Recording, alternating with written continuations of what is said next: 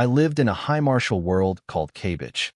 Under a dim, yellowish sky, a massive city stood tall, enclosed by towering walls that protected humanity from the horrors outside. A blood-curdling roar tore through the air. Fire spread across the horizon, dyeing half the sky a deep, bruised red. Suddenly, alarms blared. Warning! Flying beast detected in the outer city. Location: 2 kilometers west. City Defense Force, deploy immediately. Several combat helicopters rose from within the city, clearing the high walls. They tilted sharply, finding their heading, and roared toward the threat like thunder. 10 minutes later, the sirens changed their tune. Threat neutralized. Defense Force, confirm the kill. Patrol teams, relocate the refugees outside the walls. Deep in the forest west of the city, a dull thud echoed as a massive body slammed into the dirt. Broken branches and leaves rained down like a green curtain. The beast was riddled with holes from the artillery fire. Thick blood pulsed out of wounds the size of a man's arm. I moved through the thorns like a shadow. I was thin, light on my feet, and very, very quiet. I crept up behind the beast, listening to its heavy, ragged breathing.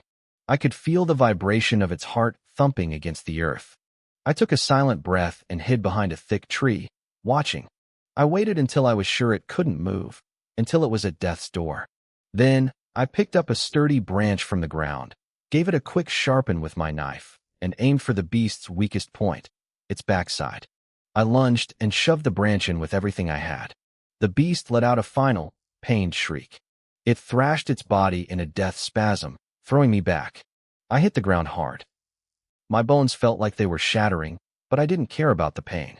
I scrambled up, my eyes locked on the massive shadow. A notification pinged in my mind. Congratulations. Target killed. You have gained 53 points of life energy. I let out a long breath.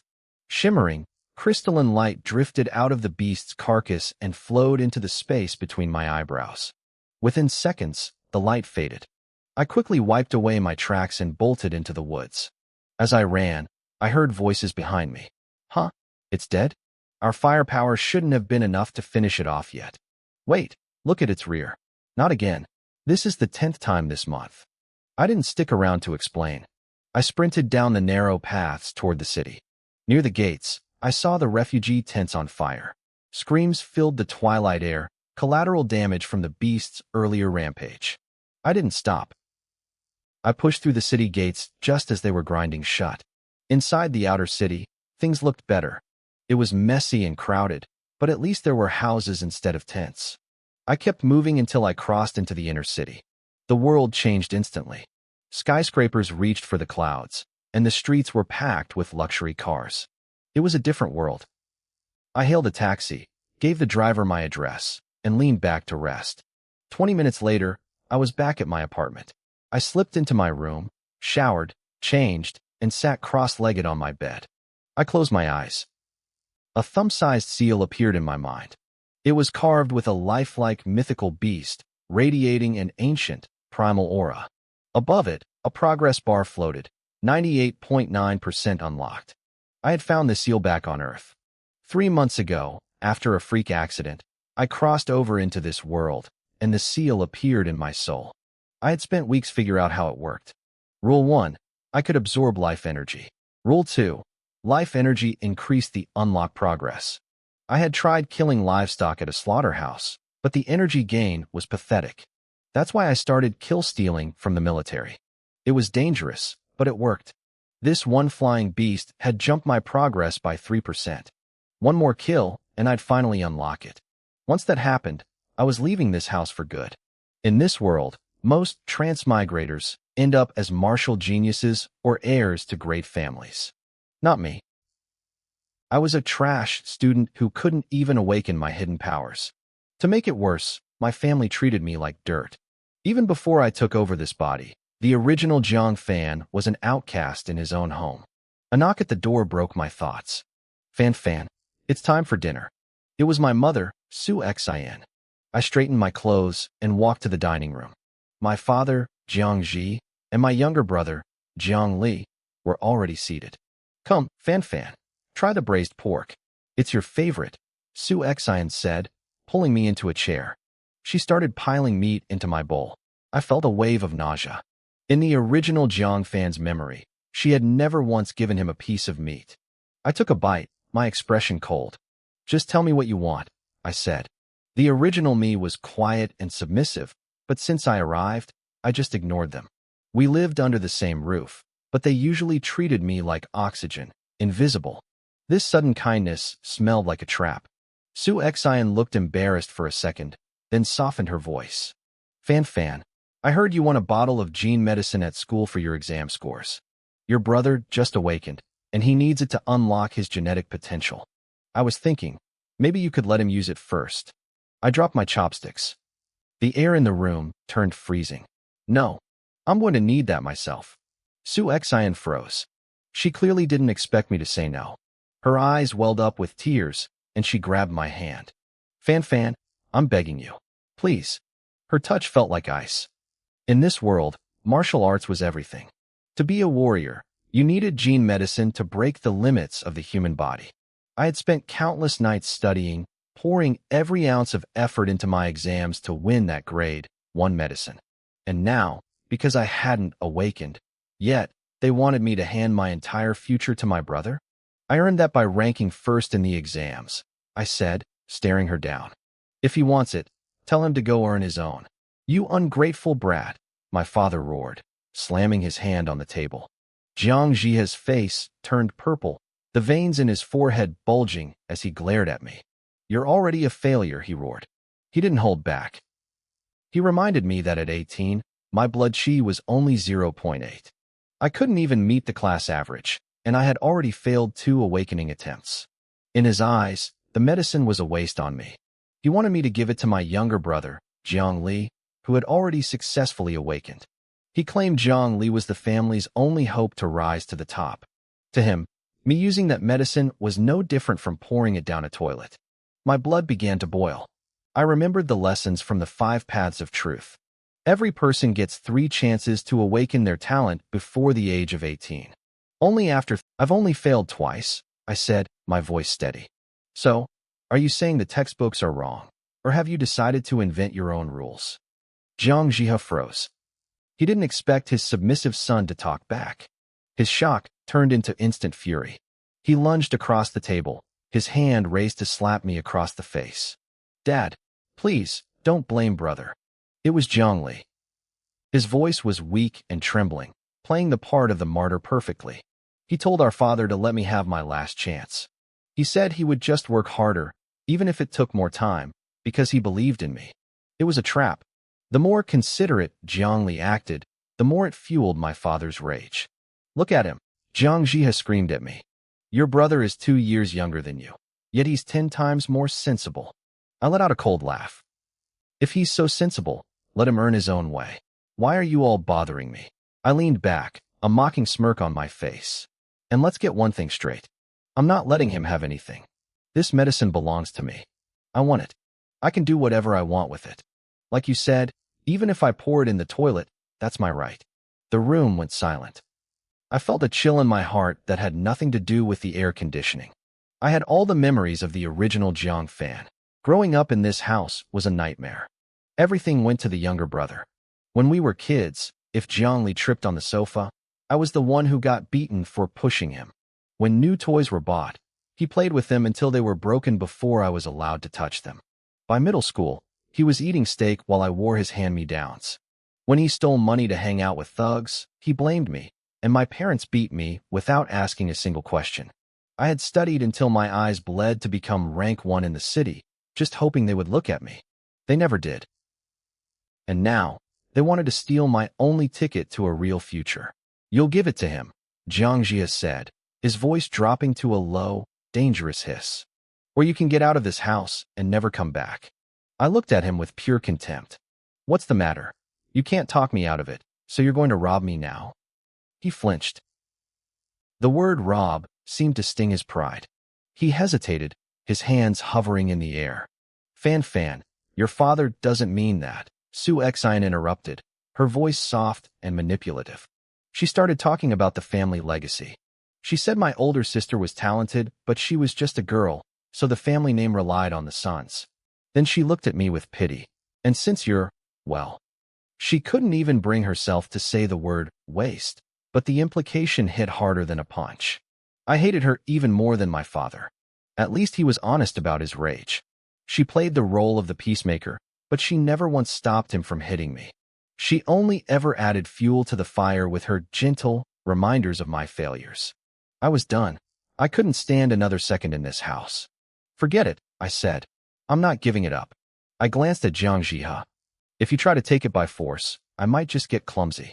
It would be a shame if the vial hit the floor and shattered, wouldn't it? Jiang Jihe slammed his hand on the table, making the dishes jump. You wouldn't dare. Try me, I challenged. I held the glowing blue vial high in the air. Their eyes went wide. This was grade 1 gene medicine. In our world, this was the key to reaching the tier 3 warrior rank without any bottlenecks. Even for a branch of the Jiang family like ours, this was a small fortune. Fan, wait. Don't be impulsive. Su Xian panicked. She rushed over, gently pulling my arm to lead me back to the chair. She started piling expensive meat and ribs into my bowl, acting like the doting mother she had never been. Eat, she urged, her voice trembling with fake sweetness. We're family. Let's not fight over a little medicine. I watched her, feeling a deep sense of disgust.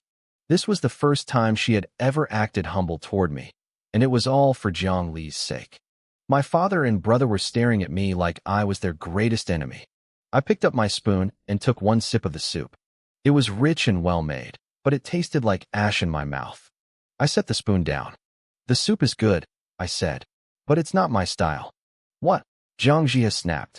If you don't like the food, then don't damn well eat it. I looked at him one last time. Then, I reached under the edge of the heavy dining table. With one sudden, violent surge of strength, I heaved. The table flipped. Dishes shattered. Soup and rice sprayed across the room. The heavy wood slammed down, pinning Jiang Li's legs and sending him screaming in terror. Then nobody eats, I said. Su Xian screamed, ignoring the soup staining her expensive clothes. She didn't even look at me as I turned toward the door. She scrambled toward the wreckage, frantically pulling the table off her precious son, crying out to see if he was hurt. I didn't look back. I walked out of the house and into the night, the gene medicine gripped tight in my hand. Jiang Jihe never expected me to be so lawless. He froze for a second, stunned by my defiance. Then his face contorted with rage. He lunged forward, swinging his palm to strike me. But his hand stopped midair. I held the bottle of grade 1 gene medicine high. The dark green liquid swirled inside like a cursed emerald, catching the light. It was a silent threat. Jiang Jihe stared at the bottle, his body rigid. Even Jiang Li, who had been wailing on the floor, went dead silent. He watched me with wide, terrified eyes. A cold smile tugged at the corners of my mouth. I looked at their greedy, fearful faces and felt a surge of mockery. Let's play a game, I said, my voice dripping with sarcasm. I'll give you 2 choices. Their ears perked up instantly. They were like starving dogs waiting for a bone. First, I began, I use this medicine myself. From now on, things go back to normal. You remain my parents, and we keep living under this roof. Jiang Jihe frowned, his eyes narrowing. He didn't like where this was going. What's the second choice? He barked. I laughed. I already knew what they would pick. Second, I give this bottle to Jiang Li. But in exchange, we sever all ties. I walk out that door, and I am no longer a member of this family. We are strangers. I didn't care about them anymore. I just wanted to settle the debt for the original owner of this body and leave this toxic nest forever. Their eyes lit up. The hesitation vanished instantly. Jiang Jihe stepped toward me, his gaze locked on the bottle. Are you serious? He asked, his voice trembling with greed. I looked at him, then at Su Xian, who was still cradling Jiang Li. She looked away, unable to meet my eyes. In that moment, I realized I truly had zero value to them. I was just a resource to be drained. So, I whispered, that's your choice. Before the words even left my lips, Jiang Jihe reached out. Give it here. Give it to your brother. I smiled. I extended my hand, acting like I was going to place the bottle in his palm. He reached for it, his fingers twitching with anticipation. Then I let go. Time seemed to slow down. The bottle slipped through my fingers and plummeted. It hit the floor with a sharp, crystalline shatter. The precious green liquid splashed across the tiles, soaking into the rug. Silence filled the room.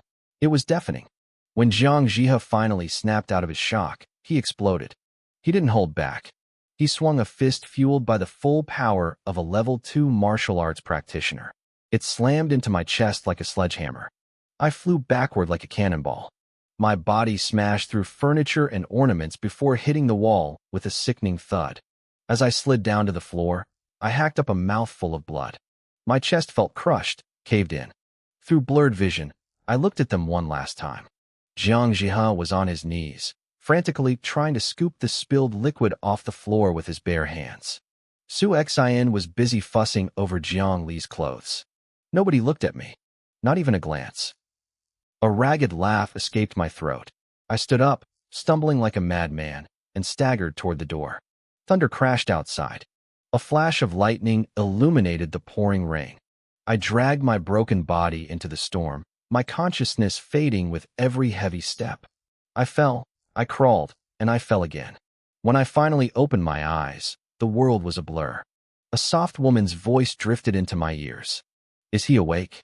"Don't rush," a deep, gruff voice replied. "The doctor is checking him now." I tried to force my eyes open, but I could only manage a tiny slit. I was in a small, cramped room. A woman was wiping tears from her face. "Who could be so cruel?" she sobbed. "To beat a child like this." The man grunted. "Who else?" "That brother-in-law of yours. The boy told us he placed first in the exams and got a bottle of gene medicine.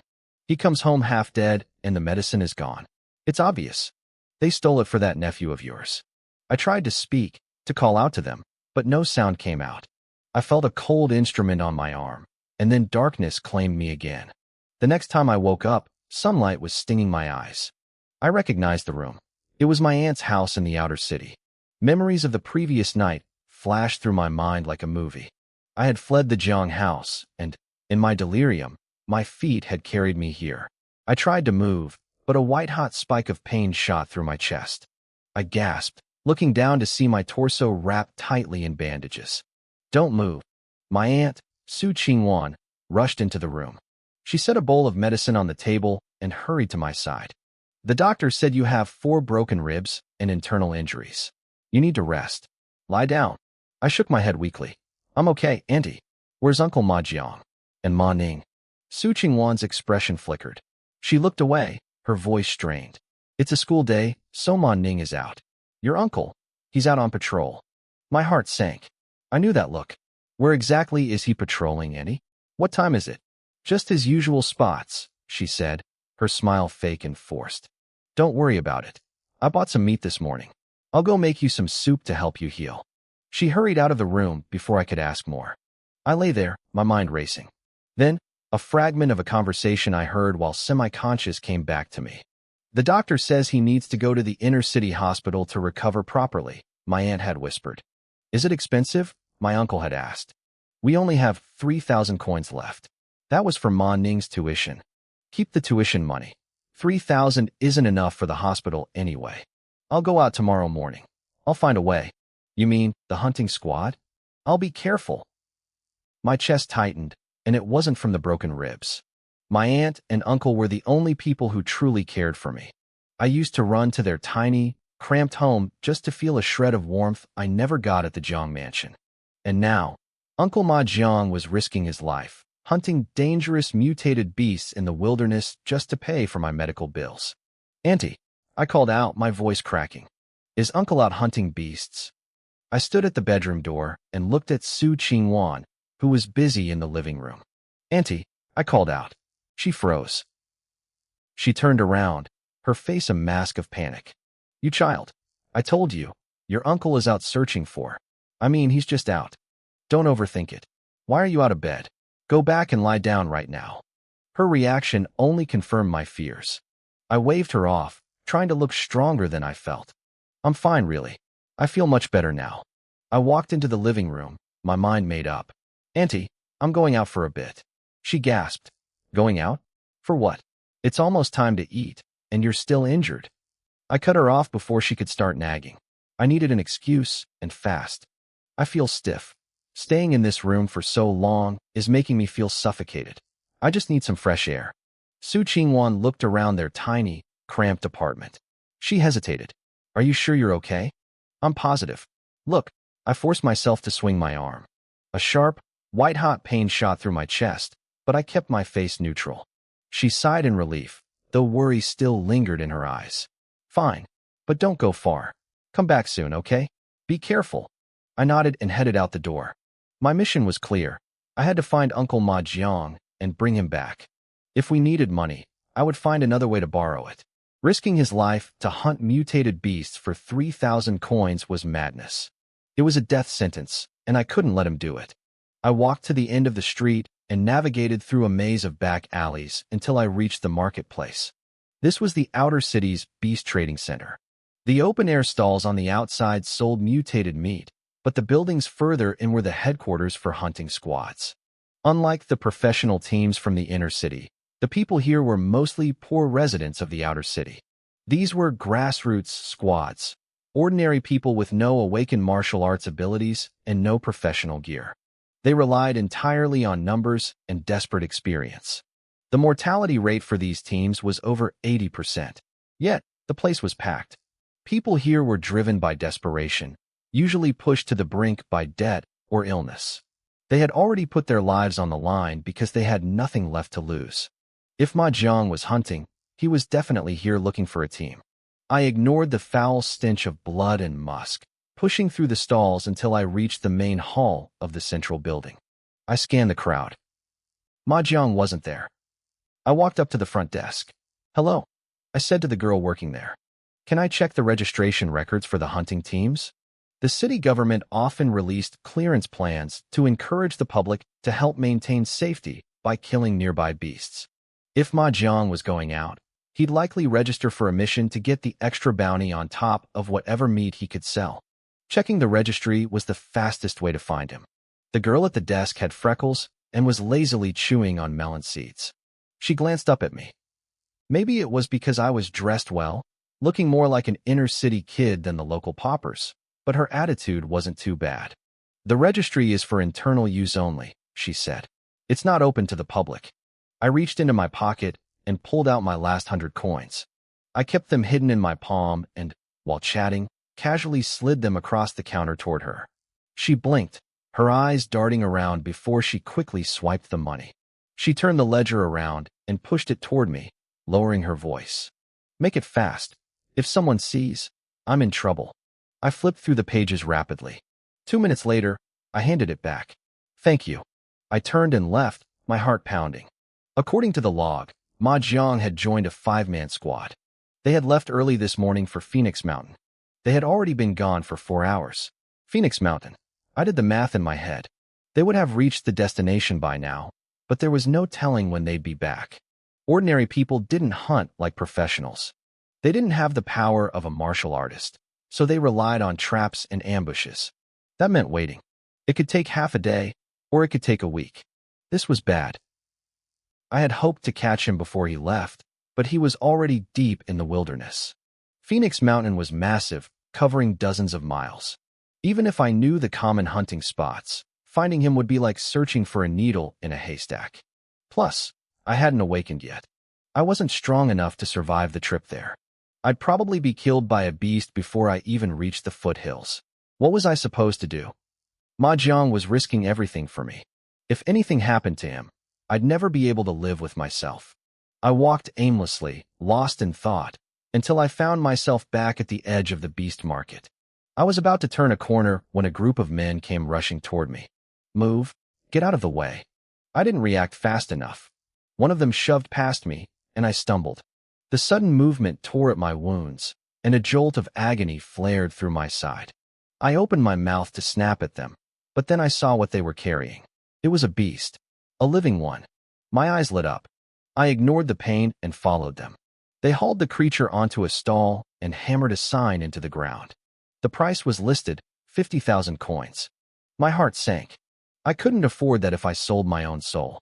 Even though the Jiang family was wealthy, I was an outcast. I had no allowance. The 100 coins I'd just used to bribe the clerk was the last of my money. But buying it wasn't my goal. Boss, I said, approaching the leader of the group. Can you go any lower on the price? The leader was a fierce-looking man. He looked ready to bark at me for wasting his time, but he stopped when he saw my clothes. He realized I wasn't a typical street rat. If you're serious, I'll give it to you for 49,000. I reached out, acting like I was inspecting the goods. Can I take a closer look? The man frowned. It's a scorpion-tailed wolf. Those tail spikes are sharp. Be careful. If you get hurt, it's not on us. I didn't listen. I stared at the wolf. It was a small-class beast, but they were notoriously agile and dangerous. The squad must have struggled to catch it alive. The creature was covered in wounds from arrows, spears, and traps. It was barely breathing, hovering on the edge of death. Back at the academy, I had studied the anatomy and weaknesses of mutated beasts. I knew exactly where to strike. I stepped closer, waited for the men to get distracted, and then pressed my palm firmly against the wolf's life gate point. The wolf was already fading. My strike was the final blow. It let out a tiny shudder and went limp. It was dead. A faint, invisible shimmer of energy flowed into me.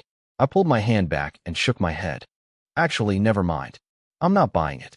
Buying a live beast just to kill it myself was too much trouble. I made a quick excuse and walked away from the merchant's stall. As soon as I was a few steps clear, the mysterious seal flickered before my eyes. A notification popped up. Unlock progress 100%. Unlock now. I had to admit, my luck was incredible. Finding live beasts in this market was rare enough, but finding one that was already on its deathbed was nearly impossible. Not only did I stumble upon that exact situation, but I also happened to know the creature's anatomical weakness. It felt like fate had lined everything up just so I could snatch this opportunity. Before killing the wolf, my progress had been stuck at 98.9%. That final blow pushed it over the edge. It was an unexpected windfall. I suppressed the excitement bubbling in my chest and hurried out of the beast market. When I reached the street corner, I hesitated for a second, then turned and headed straight for the inner city. Half an hour later, I arrived at the base of the Yidong building. A sign hung over one of the storefronts, Thunder 5 Martial Arts Hall. The moment I stepped inside, the girl at the front desk, Bing Bing, greeted me with a smile. Xiao Fan, you're here. I nodded. Sister Bing Bing, is Ming back yet? Not yet, she laughed. He hasn't finished school. She paused, her eyes widening in surprise. Wait, why aren't you in class today? Lei Ming and I were both students at Jiangxing Third High. We weren't just classmates, we were seatmates. It was still morning, so if Lei Ming was at school, I should have been there too. I rubbed my nose awkwardly. I had messed up. I usually came here to find Lei Ming after school let out. But after getting beaten up last night, I hadn't gone to class, and I wasn't thinking straight when I asked about him. Oh, I had some family stuff to take care of today, I mumbled, trying to brush it off. Luckily, Bing Bing didn't push for details. She just smiled and nodded. Do you want me to open a training room for you? The Thunder Martial Arts Hall wasn't just for classes. They rented out private equipment rooms too. Many parents paid for their kids to get extra practice here, hoping to boost their scores for the martial arts exam. The private rooms were much quieter than the crowded gym at school. Yes, please. Thanks, Sister Bing Bing. She waved me off. Don't be so polite. You and Ming are like brothers. The boss said you can use a room whenever you need one. She checked her screen and added, besides, it's midday. Nobody is here. The rooms are all empty. Within a minute, she had the room ready. All set. You're in training room 7. The code is 48673268. No time limit. I thanked her again and headed down the hallway. I knew this place like the back of my hand. I reached the room, punched in the code, and stepped inside. I flicked on the lights and immediately locked the door behind me. I ignored the expensive training equipment scattered around the room. Instead, I sat cross-legged on the floor. I needed a private space for this unlock. As a transmigrator from Earth, I was strangely comfortable with the idea of having a system or a cheat. I couldn't go back to the Jiang family house since I'd cut ties with them. My aunt's place was too cramped and lacked privacy. This martial arts hall was my only option. I closed my eyes. The exquisite seal appeared in my mind again. Unlock progress 100%. Unlock now. Unlock, I commanded silently. My vision blurred. Suddenly, I wasn't in the training room anymore. I was standing in a vast, empty void. Thick white mist swirled around me like a dream. I realized I was standing in the middle of a massive combat arena. "What is this?" I whispered. A voice boomed from every direction. "Basic assessment beginning. 10, 9, 8, 7. Wait, I'm not ready yet," I shouted. Before I could even catch my breath, a black shadow flashed before my eyes. A sharp, searing pain exploded in my chest. My consciousness snapped back into my body in the training room. I gasped for air, my heart hammering against my ribs. I just died. That feeling, that was the sensation of death. The creature in that space had killed me instantly. Cold sweat poured down my face. Even though dying in that space didn't mean dying in the real world, the experience was terrifying. If that had been a real fight, I would have been gone before I even knew what hit me. Since coming to this high martial world, I knew from my memories that beasts were a constant threat. I knew there was a brutal war happening on the front lines. But all of that was just words in a textbook. As an unawakened commoner, I had never seen a real fight. That split second in the arena showed me the true cruelty of combat. It was kill or be killed. For a moment, I wanted to back away. I wanted to run. Then I grit my teeth. My aunt was currently risking her life outside the city to hunt beasts for me, and I was too weak to even help. I was tired of being a useless commoner. If I had power, I could change everything. So what if I died again? I had to see what was inside that space. I focused my mind and dove back in. I reappeared on the arena stage. The countdown started again. Asterisk 10, 9, 8, asterisk. This time, I didn't just stand there. I lunged toward the edge of the stage, my muscles tense, watching every direction. I wouldn't be caught off guard again. As the timer hit 0, a figure materialized in the center of the ring. It wasn't a beast. It was a man wearing a traditional high-collared suit and black-rimmed glasses. He looked sharp and composed, his shoulders broad and his gaze piercing. He radiated an overwhelming pressure. I started to speak, but he was already gone. He moved like a bolt of lightning. In the blink of an eye, he was in my face. I tried to throw up a block, but it was useless. A single strike sent me flying. My vision went black. I snapped back to the training room again. "This is insane," I muttered, rubbing my arm. There was no physical injury, but the phantom pain of my bones snapping lingered. How was I supposed to beat him? Usually, these kinds of martial spaces gave rewards for winning. But I wasn't even awakened yet. My blood chi value was only 0.8. I was barely stronger than a normal person, while that man was clearly at least a professional martial artist. I took a deep breath. I had already failed to awaken twice. If I failed a third time, I would never become a martial artist. In this world, martial artists were the only ones who truly mattered. I closed my eyes and entered the space for the third time. If I didn't become a martial artist, I was destined to rot at the bottom of society forever. This was my one shot. I wasn't going to let it slip away. A few dozen seconds later, I snapped back into the training room. I had failed again.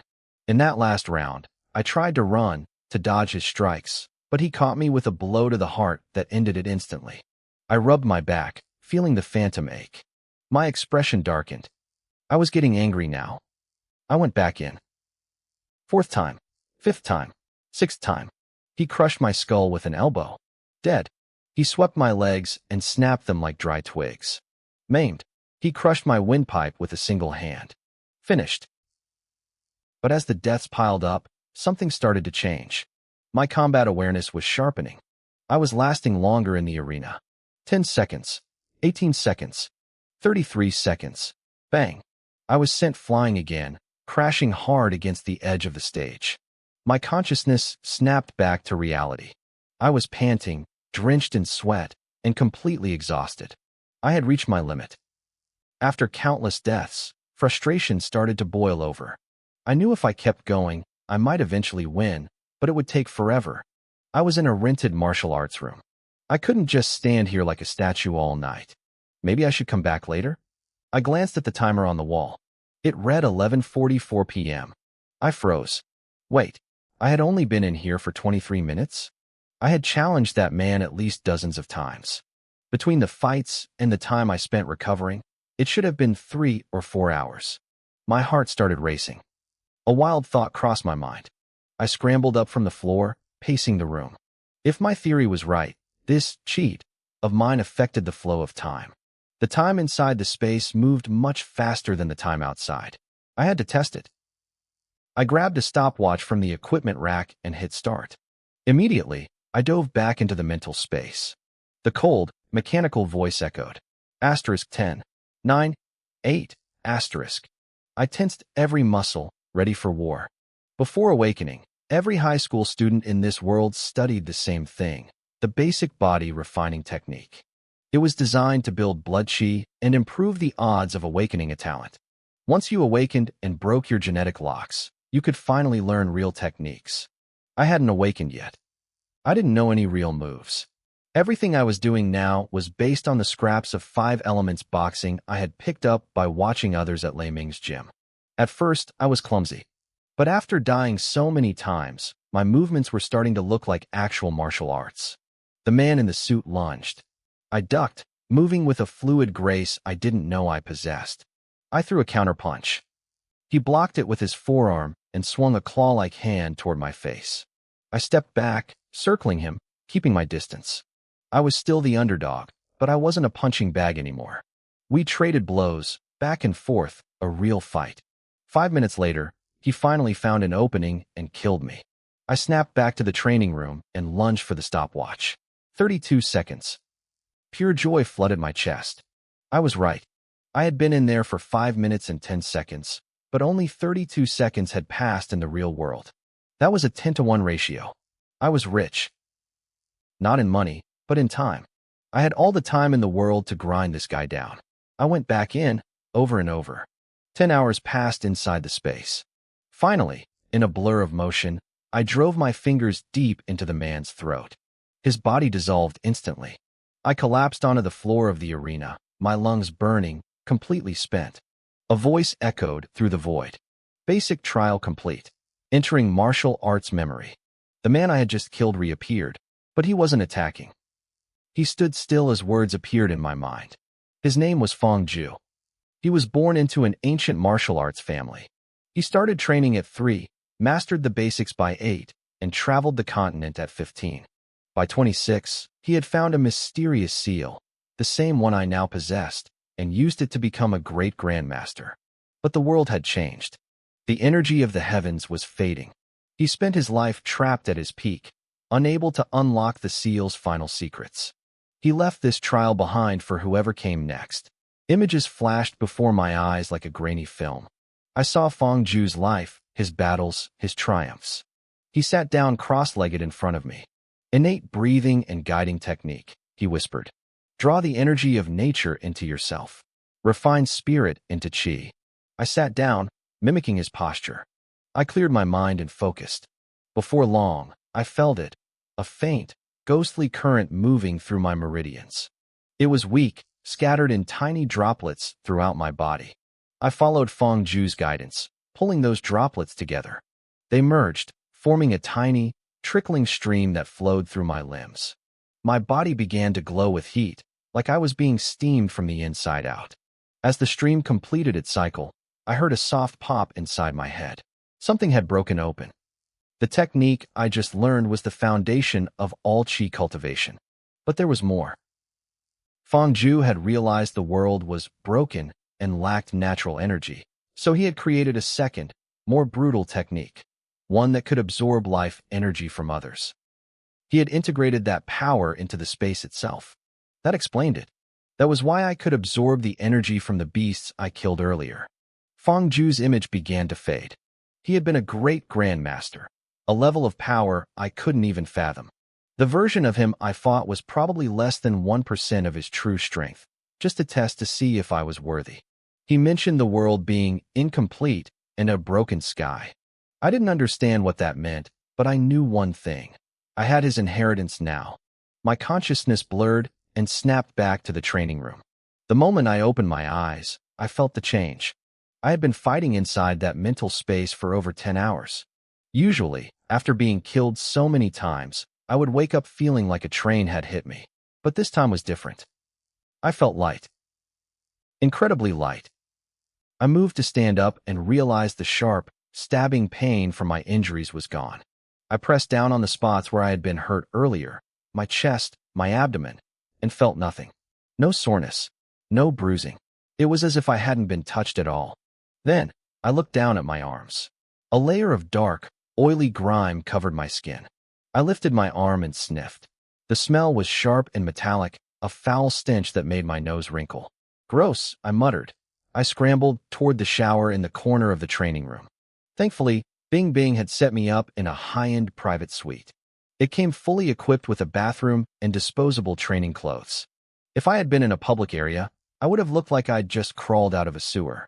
I scrubbed myself raw with soap until the grime was gone, then changed into a fresh set of clothes. After turning the ventilation system to its maximum setting to clear the smell, I finally took a good look at myself in the mirror. My skin looked unnaturally pale, almost glowing under the lights. A small black mole I used to have on my arm had completely vanished. My body felt tight, efficient, and buzzing with an energy I couldn't explain. I closed my eyes and instinctively practiced the breathing technique I had learned in the arena.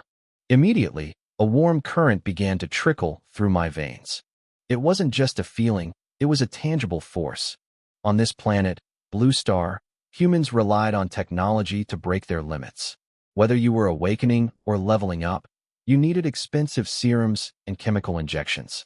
I was the top academic student at Jiangxing 5th High, but I was considered a failure because my body couldn't react to those serums. I was less than a commoner. But this was different. This was an entirely new system of cultivation. I wondered if this ancient path could finally break the shackles on my life. I needed to know for sure. I walked over to the testing station in the corner. It was a portable blood chi tester about the size of a suitcase, standard for high-end gyms. It wasn't as precise as the massive machines at school, but it was fast. I hit the start button and slid my arm into the glowing blue sensor hole. A tiny needle pricked my finger, drawing a sample. I pulled my arm back, grabbed a tissue to dab the blood, and stared at the screen. The numbers flickered wildly. Then, they stopped. 0.98. I stood there, stunned. My blood chi value had been 0.8 for years. In just 10 hours of training, it had jumped by 0.18. That kind of growth was unheard of, even with the most expensive supplements. Wait, I checked the clock on the wall. I had spent 10 hours in the mental space, but only 1 hour had passed in the real world. A 0.18 increase in 60 minutes? If I told anyone, they'd think I was lying. I took a deep breath, trying to calm my racing heart, and moved to the combat power tester. It looked like a punching bag machine you'd see at an arcade. I squared my shoulders, wound up, and threw a punch with everything I had. Bang! The machine groaned under the impact. The digital display whirled through numbers before settling on a final score. 122. I couldn't believe my eyes. The threshold for a rank 1 martial artist was a combat index of 100. But there was a catch. In this world, you were supposed to be awakened to pass that limit. Students spent years taking drugs and practicing body-tempering arts just to get their blood chi close to 1.0 so they could qualify for the awakening serum. It was a law of nature here. No awakening, no martial status. And yet, here I was. I hadn't used a single drop of serum, but my power had already smashed through the ceiling. My heart hammered against my ribs. This cultivation system wasn't just working, it was far more powerful than the genetic technology everyone else relied on. I wasn't at 1.0 blood chi yet, but my actual strength was already at the professional level. Suddenly, a wave of intense, localized hunger hit me. My stomach roared. I needed to eat. Now, I rushed out of the training room and headed for the exit. Xiao Fan, you're done already? Bing Bing asked from the front desk. Yeah, I have to go, Bing Bing. When Lei Ming gets back, tell him I was here. I didn't wait for her to reply. I bolted out of the martial arts hall so fast I was practically a blur. I heard her laughing behind me, saying something about how I was just as impulsive as Lei Ming, but I didn't care. I sprinted through the inner city gates and didn't stop until I reached my aunt's house. Where have you been, child? Su Qingwan asked the moment I burst through the door. I've been stewing this meat for ages. I couldn't find you anywhere. I stared at the pot of meat on the table. My eyes were practically glowing. I was at the gym, I managed to say. She gasped, her eyes widening. You're injured. Why would you go train? I pulled my shirt up slightly to show her my side. Look, Auntie, I'm already healed. See, she stood there, speechless. She reached out, touching the skin where the wound should have been. It's gone? Did you take that awakening serum I gave you? Is that how you healed so fast? I realized she had just handed me the perfect excuse. I nodded quickly. Yeah, that must be it.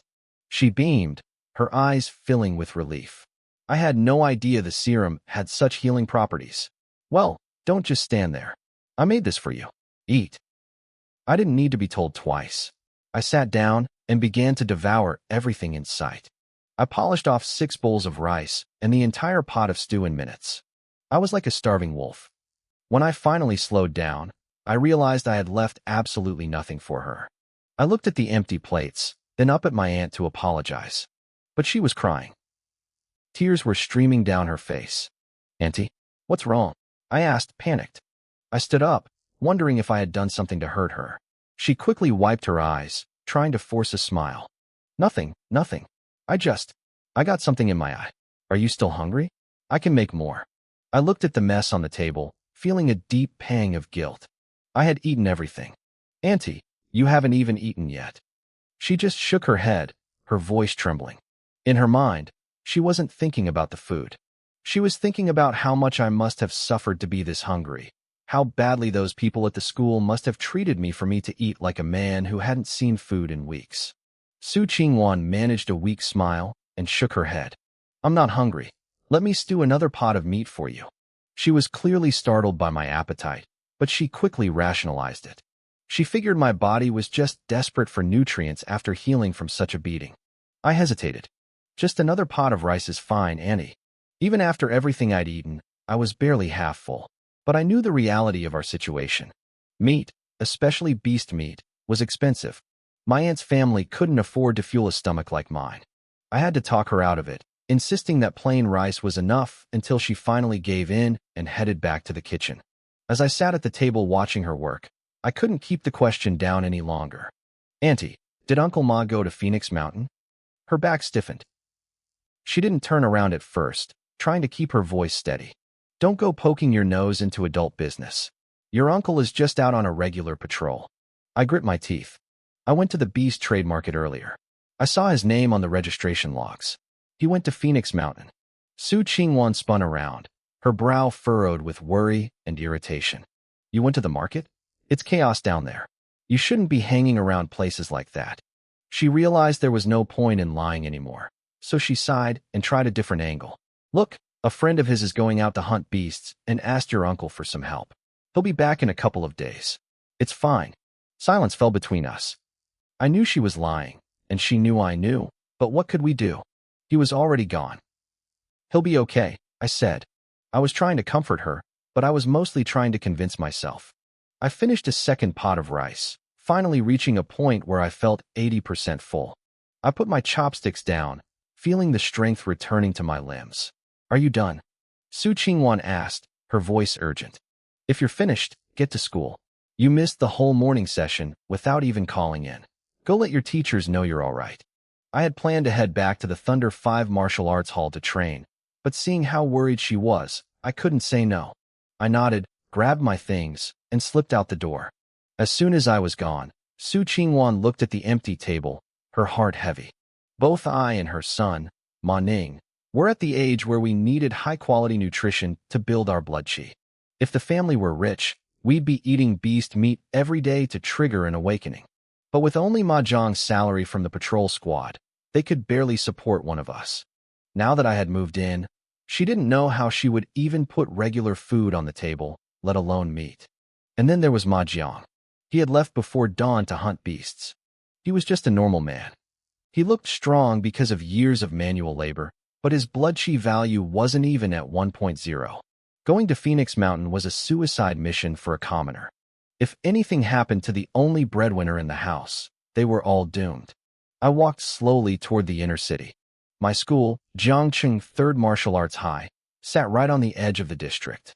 It was a place for rejects, students whose middle school grades were too poor for the elite 1st or 2nd high schools.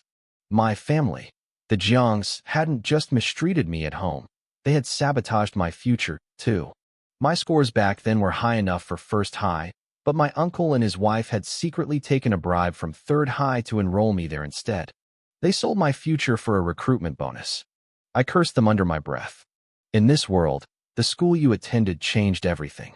At first high, even a basic physical education teacher was a level 2 martial artist. The department heads were level 3. They had the experience to guide students, to help them refine their blood chi and increase their awakening chances. But third high, most of the teachers weren't even level 1. They were just reading from textbooks they didn't fully understand. I honestly wondered if my failure to awaken was simply because I had been stuck in this dead-end school. I walked through the main gates. The rhythmic grunts and shouts of students practicing echoed from the training squares. Every high school followed the same curriculum: martial arts classes and cultural classes.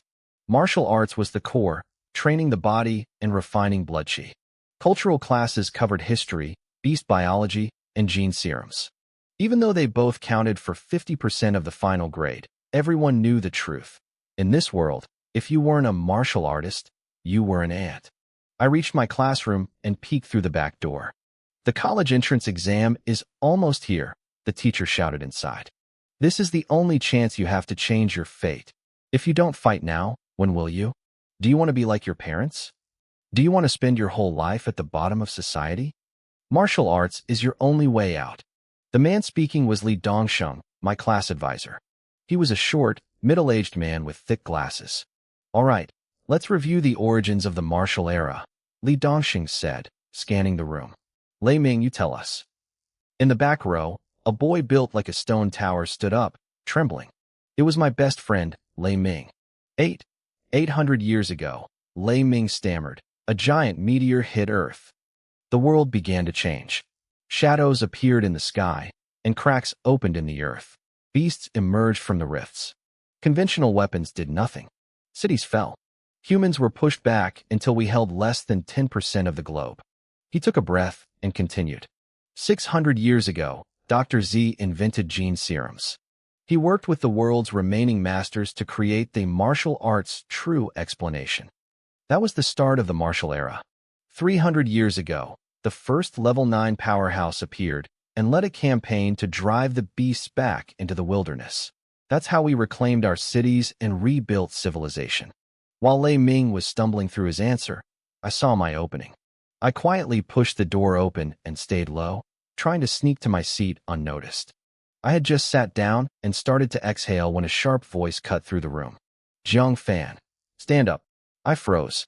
I looked up to see Li Dongsheng staring right at me. I instantly regretted coming to the classroom. I had looked for him in his office to explain my absence, but since he wasn't there, I thought I could just slip into class. I was wrong. I stood up, bracing myself for the lecture. I didn't expect to get caught the second I stepped through the door. I tried to explain that I had things to take care of this morning, but Li Dongsheng cut me off before I could finish. A student should act like a student, he barked. The college entrance exam is right around the corner. Your grades in the cultural classes are great, but look at your blood chi value. It's pathetic. You've already failed to awaken twice. Do you have any sense of crisis at all? I stood there, silent. He wasn't done. If you fail again, you're finished, he continued, his voice dripping with disappointment. With your grades, maybe you can get a desk job. But remember, in this world, office workers only exist to serve the martial artists.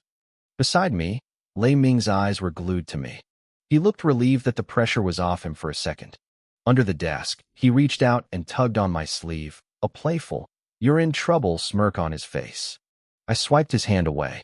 Li Dongsheng noticed. What? You think I'm wrong? You're not convinced? He pointed a finger at me. Come to my office after class. My heart sank. The rest of the lecture felt like an eternity. He droned on for nearly 3 hours before finally dismissing the class. Jiang Fan, with me, he said, throwing me a cold look before walking out. I started to follow, but Lei Ming grabbed my arm. Thanks for the save, Fan, he whispered with a cheeky grin. I rolled my eyes. You couldn't even memorize the first page of the history of the martial era. You should be embarrassed. Lei Ming just laughed it off as I walked out the door. Behind me, the classroom erupted into whispers. I could hear them clearly. Jiang Fan has finally given up on himself. One student sneered.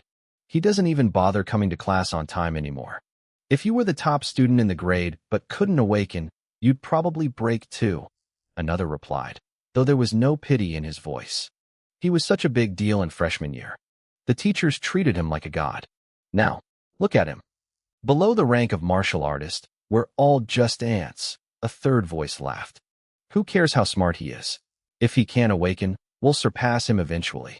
Honestly, seeing a genius get dragged into the dirt, it feels pretty good. Suddenly, a roar shook the room. Shut the hell up, all of you. It was Lei Ming. His sharp gaze swept across the crowd. Think you're special?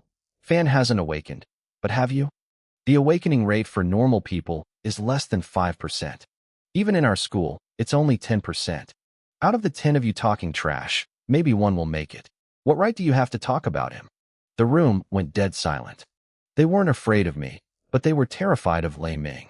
His family owned a martial arts hall. He had awakened in his sophomore year, and his blood chi was already at 1.2. He wasn't someone they could mess with. I followed Li Dongxing into his office. He sat down, poured himself some tea, and crossed his legs. He took a slow sip before spinning his chair to face me. Explain yourself, he said. What happened today? I made up a quick excuse to brush him off. He didn't seem to care if it was true. He just wanted to start his lecture again. Jiang Fan, I'm telling you this for your own good, he said, his tone softening. What I said in class about being a clerk, I was just angry. But now that it's just us, I'll be honest. If you really can't awaken, a desk job is a good life. At least you'll be in an office. It beats being a manual laborer like the people who fail both their classes and their awakening. I felt a headache coming on. It was strange.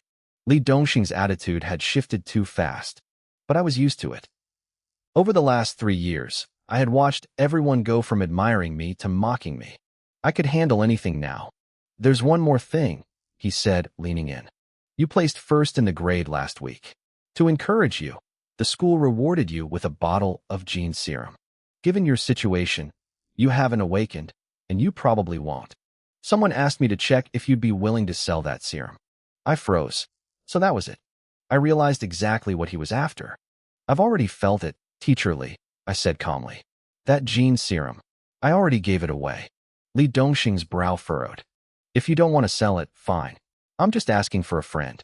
There's no need to lie to me. Nobody just gives away something as precious as gene serum. Knowing he was trying to scheme for my reward made me lose all respect for him. I didn't want to stay another second. Teacher Li, if that's all, I'll head out. He slammed his hand on the desk. Jiang Fan, what kind of attitude is that? I'm thinking about your future. With a blood chi of 0.8, you'll never be a martial artist. What use is that serum to you? If you sell it, you'll have enough money to live comfortably for a long time. You've already made plenty of money from the school over the years. My blood ran cold. I cut him off. Whatever money I made from the school, I earned with my own grades. I didn't break any rules. You're making it sound like I scammed the school. I didn't care about being polite anymore. There's a difference between being respectful to an elder and being a doormat for a greedy old man. Say that again. Li Dongxing roared, slamming the desk again. You skipped class this morning. Is that not breaking the rules? If I broke a rule, then punish me according to the handbook, I snapped. Give me a warning, give me a demerit, I don't care. But that has nothing to do with whether I sell my gene serum. I took a breath and locked eyes with him. I'll say it one more time. I already gave it away. I'm leaving. I turned and walked out without looking back, leaving him shaking with rage in his chair. I reached the school gates and found Lei Ming waiting for me. Fan, did he give you a hard time? Not really, I said. He just wanted me to sell him my gene serum. I refused. Lei Ming nodded firmly. Good. Don't sell it to him. He just wants to flip it for a profit. I told him I already gave it away, I added with a shrug. Lei Ming burst out laughing. Perfect. That'll keep him off your back. Come on, let's go train. We headed back to the Thunder 5 Martial Arts Hall. Bing Bing greeted us at the front desk. You guys are back. Bing Bing, open a training room for us, Lei Ming said. Wait, I interrupted. If there's an extra one, I'd like my own room today. Bing Bing looked at Lei Ming, confused. Lei Ming blinked, looking a bit hurt. Fan, if we're in the same room, I can help you train. I didn't mean anything by it. I knew what he was thinking. Usually, We trained together because his martial arts skills were way ahead of mine. He thought I was being sensitive about the gap between us.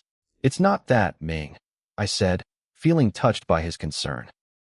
I needed a quick excuse. I couldn't let anyone know about the combat space I had unlocked, not even my best friend. Not until I was strong enough to protect myself. I had a bit of an epiphany today. I need some quiet to focus on it. Lei Ming's face brightened instantly. Oh, well, why didn't you say so? Bing bing. Give us 2 rooms right next to each other. He turned to me. If you need anything, just knock on the wall. I smiled and nodded. It was time to see if that brutal training in the mental arena had actually paid off. I walked into the training room like I'd done 1,000 times before. I habitually locked the door behind me, my heart racing with anticipation. I sat down cross-legged and closed my eyes. With a single thought, the world shifted. I was back in the seal space, standing on the familiar combat arena. A cold, genderless voice echoed through the void. Do you wish to bind your identity? I paused. This prompt hadn't appeared during my previous brutal sessions. I didn't hesitate for long. Bind, I commanded. A pillar of light slammed down from above, engulfing me. A strange energy surged through my veins, tingling in every nerve. Please name yourself. Jiang Fan, I replied. The light faded, and a translucent panel floated in front of my eyes. Name, Jiang Fan. Ancient spirit, 17 years old. Bloodline, Huaxia. Cultivation, automatically adapted. Current world, trainee martial artist. Techniques, innate respiratory guidance technique. 5 elements fist, minor achievement. Lifespan, 83. I stared at the last line, my brow furrowing. I understood the rest. The system could obviously detect my age, my skills, and even my origin from another world. But 83?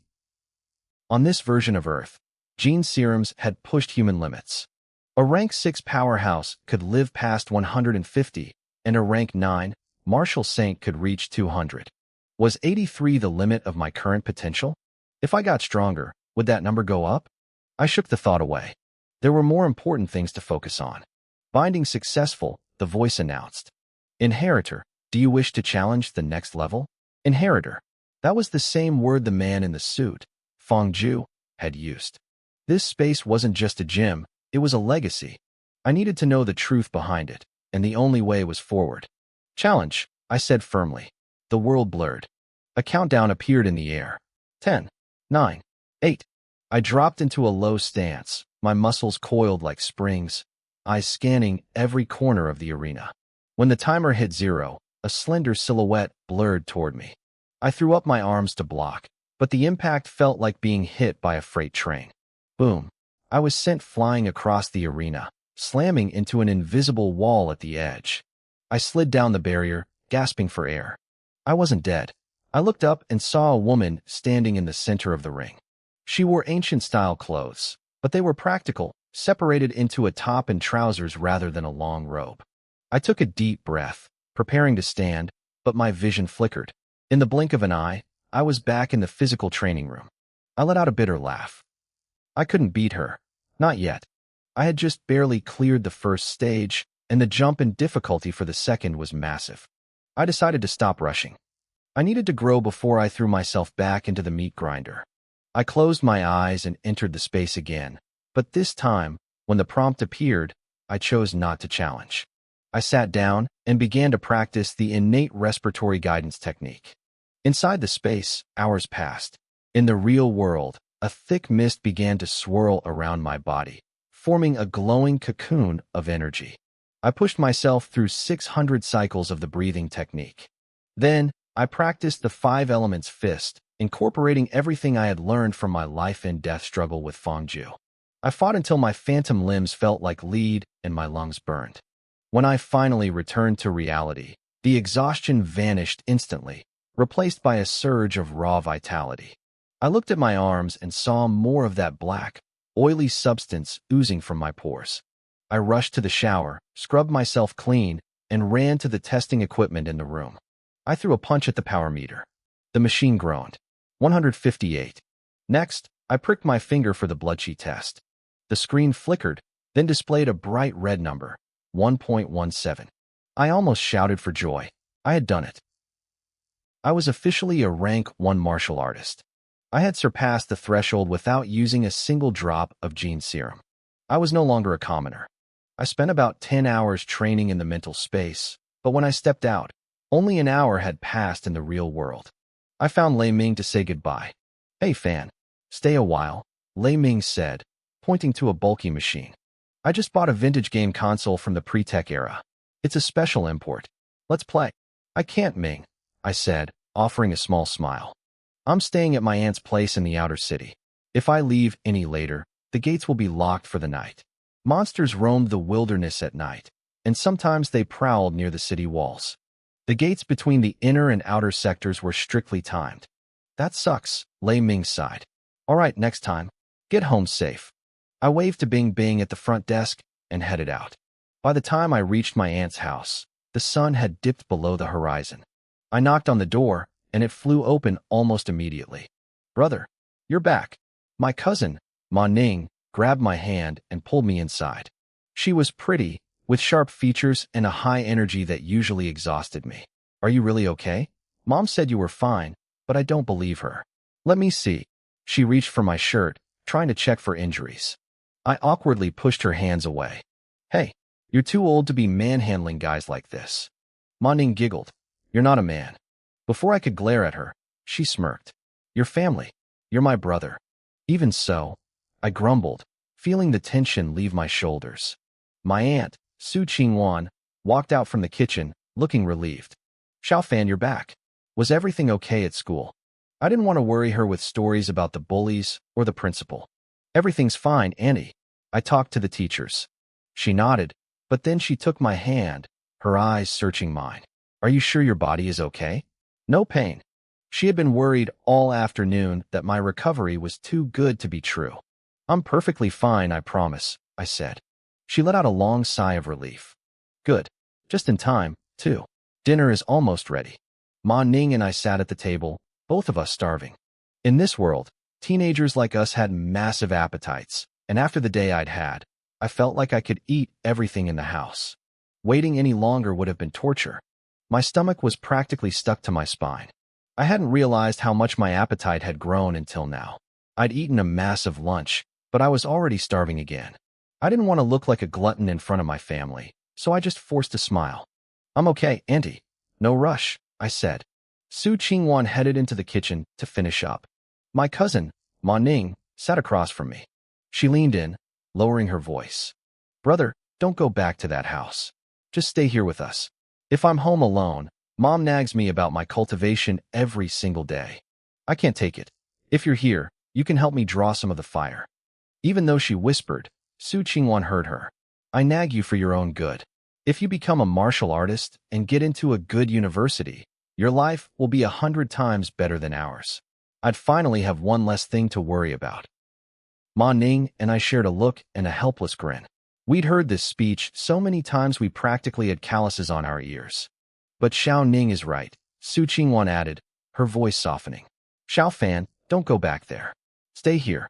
I'll handle the talking with your family." Ever since I arrived yesterday with those injuries, she and her husband, Ma Jiang, had already decided they wouldn't let me go back to that toxic household. They weren't rich, but at least I'd be safe with them. "Thanks, Auntie," I said. "Actually, I already broke ties with them yesterday." Su Qingwan froze for a second. She hadn't had time to ask about the details of my injury yet, but she had guessed most of it. Hearing me say I was done with them seemed to bring her a mix of shock and relief. "Good," she whispered. "That's for the best." Dinner was ready shortly after. We all helped bring the dishes to the table. It was a feast compared to their usual fare, 3 dishes and a soup, including a plate of high-energy beast meat. "Wow, we're eating like royalty today." Ma Ning's eyes lit up. "Your brother was hurt. He needs to recover," Su Qingwan said, nudging the plate toward me. "I went to the market specifically for this beast meat. You're just lucky you get to share his benefit." Ma Ning beamed. "Thanks, brother." I shook my head and started piling the meat onto her plate. "Eat up." "No, that's enough." "I can't eat that much," she protested. She was smart. She knew her mom bought this specifically for my recovery. But I kept scooping more onto her plate anyway. "Just eat," I insisted. I had a huge meal at noon. I'm really not that hungry. That seemed to put her at ease. We polished off the meal in high spirits. Ma Ning had already awakened her powers, and even though she wasn't a full martial artist yet, her appetite was massive. She downed 4 bowls of rice. I didn't want to stand out, so I matched her with 4 bowls of my own. Mom, when is Dad coming home? Ma Ning asked after we finished. Su Qingwan used the same lie she'd told earlier. He's on patrol. He won't be back for dinner. Ma Ning looked at the clock, a flicker of worry crossing her face. It's getting late. He'll be back soon. Probably just got delayed by work, Su Qingwan said. You two should rest. Xiaofan, you can sleep in this room tonight. I looked around. Wait, isn't this Ma Ning's room? The small study was full of junk, Su Qingwan explained. I cleared it out today for Xiao Ning to stay in. I felt a pang of guilt. I couldn't let my cousin get kicked out of her own room for me. After a long argument, I finally convinced my aunt to let me take the small study instead. The study was tiny, but it was clean. A thin mattress and quilt were laid out on the floor. It was small, but it was private. I wouldn't have to keep running to the martial arts hall to use my system. Still, looking around, I realized my presence was a burden. This family was already struggling, and now they had another mouth to feed. My uncle was out there risking his life at Phoenix Mountain just to pay for my medical bills. I needed to make money. Fast. For a split second, I actually regretted smashing that bottle of gene serum. I spent the entire night training in my mental space. I lost track of time as I was killed over and over again by the woman in the business suit. When I finally opened my eyes in the real world, a sliver of morning light was peeking through the curtains. It was morning. I had spent 9 hours in the system, which translated to over 3 days of intense training in that space. During those 3 days, I practiced my breathing techniques and the 5 elements fist I'd learned at the hall. Every time I felt like I was improving, I challenged the second stage again. And every time, I got absolutely wrecked. But there was progress. I could now hold my own for nearly 10 minutes. I even managed to land a few hits on her, even if she always ended up dealing 10 times the damage back. Next time, I knew I'd get her next time. I stood up, feeling surprisingly refreshed. Even though I hadn't slept in the real world, training in the mental space seemed to recharge my body just like a full night's rest. This discovery was a massive win. I checked my watch. 7 a.m. time to get ready for school. I headed to the bathroom to brush my teeth, moving quietly so I wouldn't wake anyone. Suddenly, there was a heavy, frantic pounding at the front door. Asterisk thump. Thump. Thump. Asterisk I opened the bathroom door, my mouth still full of toothpaste foam. Su Qingwan was already rushing out of her bedroom, looking panicked. Who was it this early? I mumbled through the bubbles. She didn't answer. She threw the door open, and my heart dropped. 3 burly men stood there, their faces pale and streaked with dirt. They were carrying a stretcher. Sister-in-law, we're sorry, one of them choked out. We couldn't protect Brother Ma. Su Qingwan let out a strangled cry and rushed forward. My uncle, Ma Jiang, was lying on the stretcher. He looked ghost white, his eyes barely open. His right sleeve was empty. A thick, blood-soaked bandage was wrapped around the stump where his arm used to be. Quick, get him inside, Su Qingwan sobbed. They carried him to the sofa. Ma Jiang tried to speak, his voice a dry rasp. I'm fine, it's just the arm. Don't talk. Su Qingwan interrupted, her hands shaking. Just rest. The 3 men were members of the city patrol. They stood there, eyes red with tears, and explained what happened. Ma Jiang had wanted to hunt beasts to make extra money. Since he was a veteran, they had followed his lead. They were all just regular guys trying to provide for their families on meager salaries. They thought they could handle a quick trip to the outskirts of Phoenix Mountain. But they were wrong. Shortly after arriving, they were ambushed by a stone-armored boar. The beast was massive, covered in scales as hard as rock, and incredibly powerful. Even for a trained martial artist, it was a nightmare to kill. For a group of ordinary men, it was a death sentence. They lost 1 man in the chaos. Ma Jiang had his arm bitten off while trying to save the others. They realized too late how suicidal the mission was and scrambled back to the city, stopping only at a small clinic to stabilize him before bringing him home. The men pulled together every cent they had left to get my uncle, Ma Jiang, bandaged up at a small clinic before bringing him home. As they finished, my cousin Ma Ning walked out of his room. He saw his father's mangled body and rushed over, his face pale with shock. I couldn't stop the tears from falling. Guilt washed over me like a tidal wave. If it wasn't for me, my uncle wouldn't be like this. If I hadn't cared so much about that gene medicine, if I had just let those thugs take it, none of this would have happened. After the patrolman left, Su Qingwan came back into the living room. She saw me staring blankly at the floor and knew exactly what I was thinking. She tried to comfort me, telling me not to overthink it, but I could see the heavy worry etched into her own face. My uncle's wound would heal, but then what? The patrol team probably wouldn't take him back with only one arm. The cost of his recovery and the medicine he needed was more than our family could handle. To make matters worse, one of his teammates had died during the hunt. Knowing my uncle's character, he would feel responsible for that man's family for the rest of his life. Where would he get the money? The patrolman had left a pile of supplies and instructions on how to change the bandages. Together, Su Qingwan, Ma Ning, and I finished the task. My uncle didn't make a sound, but his body was shaking violently, and beads of sweat the size of soybeans rolled down his forehead. Seeing him in that much pain only made my regret burn hotter. Xiao Fan, go to school, Su Qingwan said, bringing over a small bowl of thin beast meat broth. I'll take care of your uncle. Everything will be fine. She pushed me out the door. I walked down the stairs slowly, my feet feeling like lead. As I reached the bottom, I heard their voices drifting from the apartment. Ning, can you talk to your teacher? Su Qingwan's voice was strained. Ask if we can pay next semester's tuition a little late. Mom, I don't want to go back, Ma Ning sobbed. I'll stay home. I'll take care of Dad. Don't be foolish, she snapped. You're starting your senior year. The workload is too heavy. I can handle your father. I gritted my teeth, my fists clenching so hard my knuckles turned white. I didn't head for school. Instead, I went straight to the Thunder 5 martial arts hall. I knew Lei Ming's habits. He was always late. At this hour, he'd still be there. Sure enough, I saw him strolling down the stairs a few minutes later. Xiao Fan, what are you doing here? He asked, surprised. We were best friends, but we never walked to school together in the morning. He took one look at me and frowned. You look terrible. What happened? I shook my head, not wanting to get into the details. Ming, do me a favor. When you get to school, tell Li Dongsheng I need to take a leave of absence. For how long? I calculated the time I'd need. 2 days. Lei Ming's brow furrowed deeper.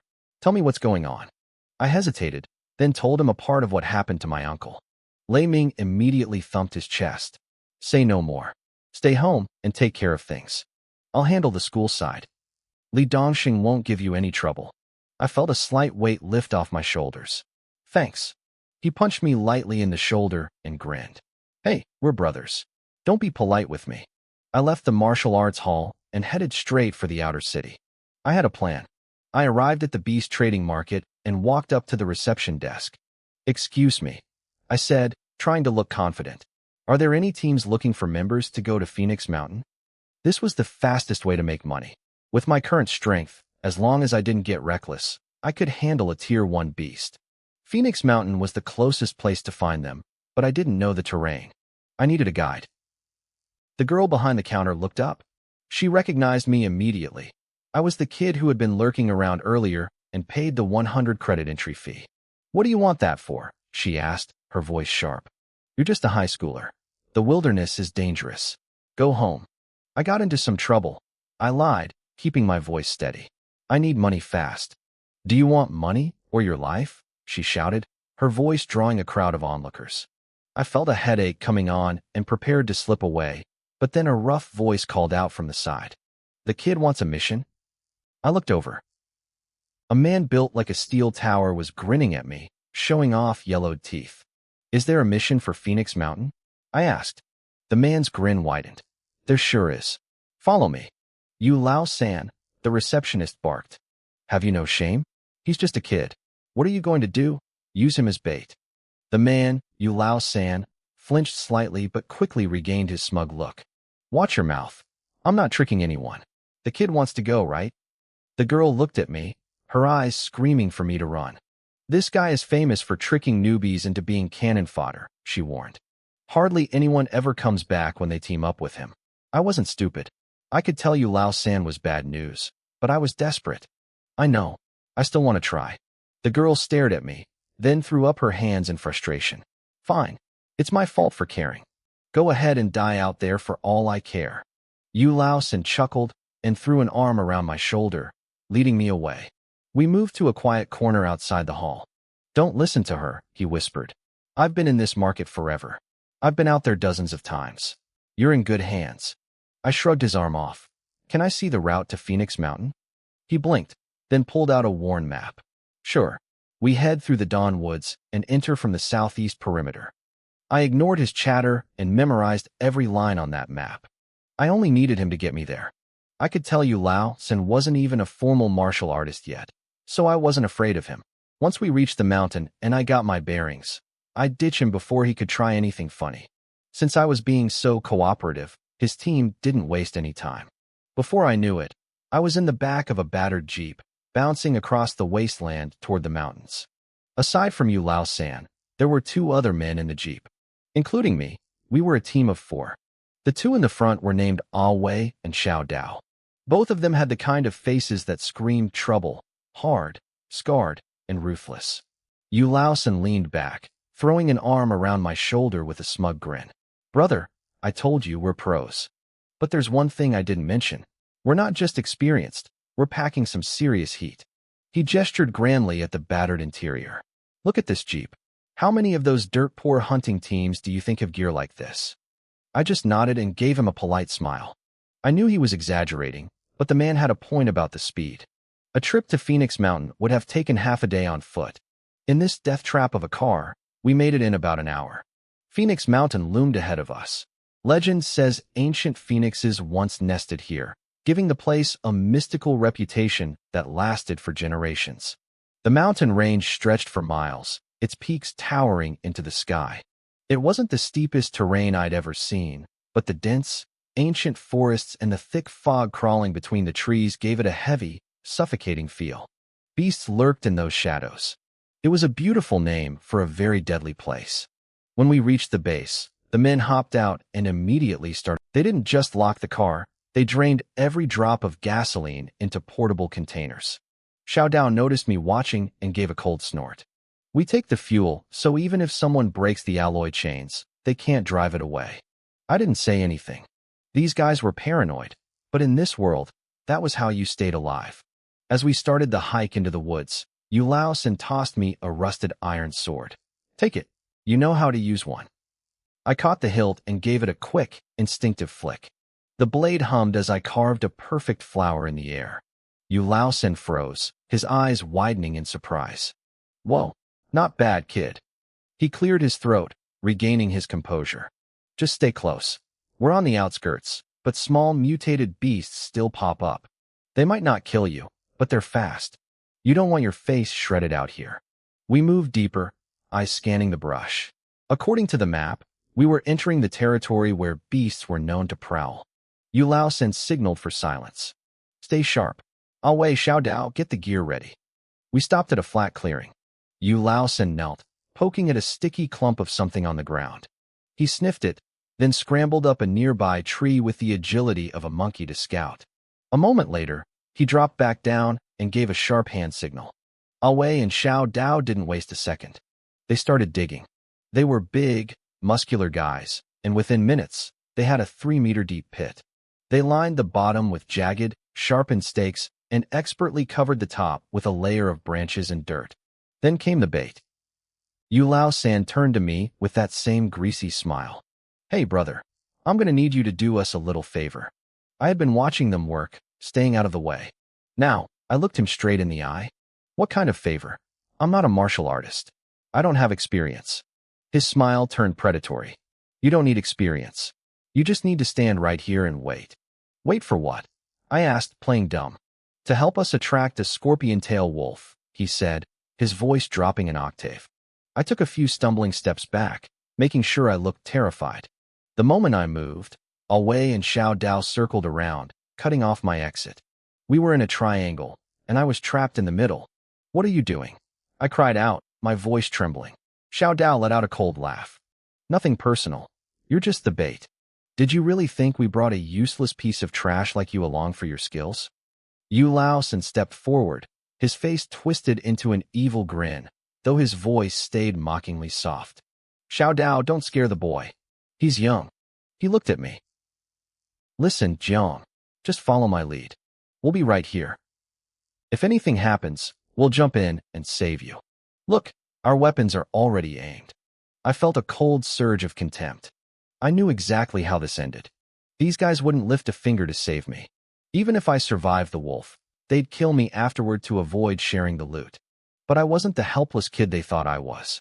I didn't know these mountains well, and if I could use their trap to kill a beast without breaking a sweat, why not? You have to save me. I whimpered, looking down at the ground. Yu Laosen beamed. He loved this. His team had pulled this stunt on dozens of people, and he especially loved targeting starry-eyed students like me. To him, I was just a skinny high schooler he could crush with one hand.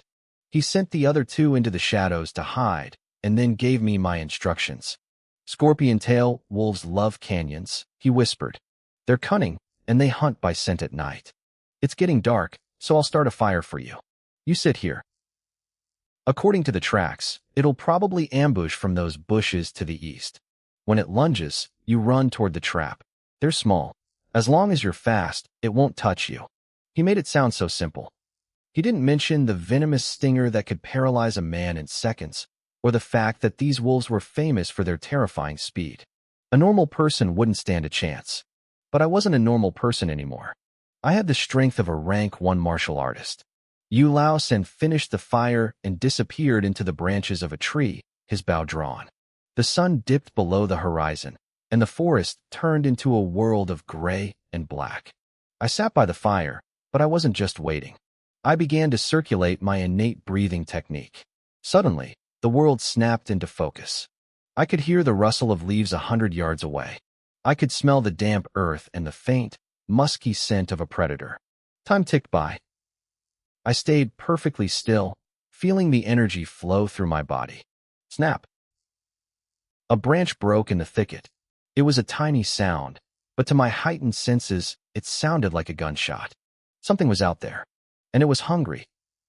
The sound was faint, but to my improved hearing, it was as clear as a bell. My body tensed instantly. I kept my eyes on the bushes while stealing a glance at Yu Laosen and his crew. They were still scanning the perimeter, completely unaware that the scorpion-tail wolf had arrived. It hit me then just how much my senses had evolved since becoming a martial artist. I was leagues ahead of these ordinary men. I followed the plan and tossed another branch onto the fire. That was the signal. Yu Laosen and the others caught it, and immediately began searching the shadows. When they finally spotted the wolf's silhouette in the thicket, their faces lit up with greed. They drew their bows, pulling the strings into full arcs. The wolf was smart. It sensed the shift in the air and froze, moving forward again only in tiny, silent increments. Then came a sharp rustle. The wolf knew it had been heard, but it didn't flee. It was just like the book said, cunning, cautious, and patient. Even facing a seemingly weak human, it moved with the precision of a stalking cat. It spent several minutes circling, searching for the perfect angle to strike. The moment my fingers brushed a dry branch on the ground, it lunged. A gray blur exploded from the bushes, claws out, aiming straight for my throat. I had been waiting for this. I pushed off the ground with both legs, sprinting toward the trap. The wolf was fast, but compared to the female warrior who had killed me 1,000 times in the system arena, it felt like it was moving in slow motion. I actually had to consciously slow myself down so it wouldn't lose interest. Just as I reached the edge of the pit, I pivoted on my right foot. It was a high-difficulty maneuver, a sharp twist that sent the wolf sailing past me into the empty air. Fire! Arrows hissed through the air like curses. Yu Laosen and Xiao Dao didn't care about my safety.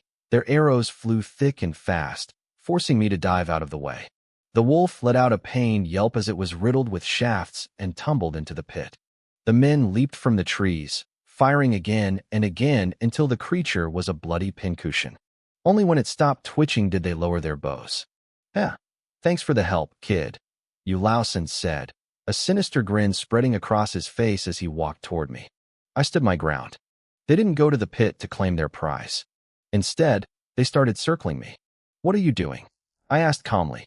You've been so helpful, little brother, Yu Laosen sneered. Why don't you help us one last time and He never finished the sentence. I exploded forward. I didn't wait for his betrayal. I brought it to him.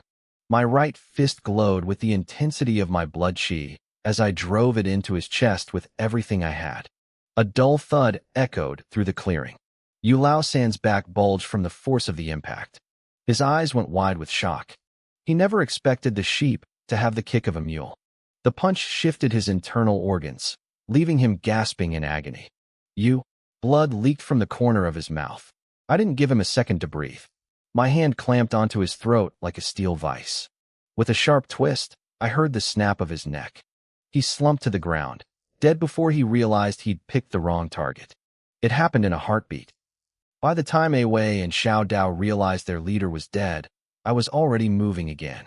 They stared at me, paralyzed by the realization that this high school kid was actually a powerful martial artist. Wei scrambled for the machete at his waist. Xiao Dao, who was further back, frantically tried to notch an arrow. I slid across the dirt, appearing in front of Wei instantly. I slammed a palm into the top of his head, using the momentum to vault myself toward Xiao Dao. Xiao Dao didn't even get the arrow on the string. I reached him midair, my fingers stiffened like a blade. I drove them straight into his throat. He froze, clutching his neck as blood sprayed between his fingers. He collapsed into the dirt, gurgling. I didn't stop. I spun back to Wei. He was dizzy from my palm strike, crawling on the ground. When he saw me looming over him, his face went pale with terror. Wait. Brother, I'm sorry. Please, let me go. I picked up the machete he had dropped and weighed it in my hand. Then, I tossed it. The blade buried itself deep in his chest. Mistakes have costs, I said quietly. He tried to speak, but only blood came out. His hand reached out one last time before falling limp. I looked at the bodies and felt nothing but a cold sense of justice. They wanted to kill me, so I killed them. It was that simple. These men were predators who had clearly done this many times before. The way people avoided them at the market told me everything I needed to know. I wasn't just surviving. I was cleaning up the trash. I washed my hands with a water flask I found on Wei, drying them on his shirt. I searched the bodies and found a map and a bottle of gasoline. After dragging the wolf out of the pit, I tossed the 3 bodies inside. I uncorked the gasoline and poured it over them. The campfire was dying, but a few embers still glowed. I flicked a burning branch into the pit. Whoosh! The flames roared to life. I watched the fire for a moment, realizing that these men had probably brought the gasoline to burn my body. It was only fitting they used it themselves. I checked the map by the firelight. I was deep in the inner ring of Phoenix Mountain's outskirts. Even as a rank 1 martial artist, staying here at night was suicide. I had the wolf carcass. It was worth tens of thousands of credits, enough to solve my immediate problems. It was time to go. I slung the heavy wolf over my shoulders and started running toward the exit.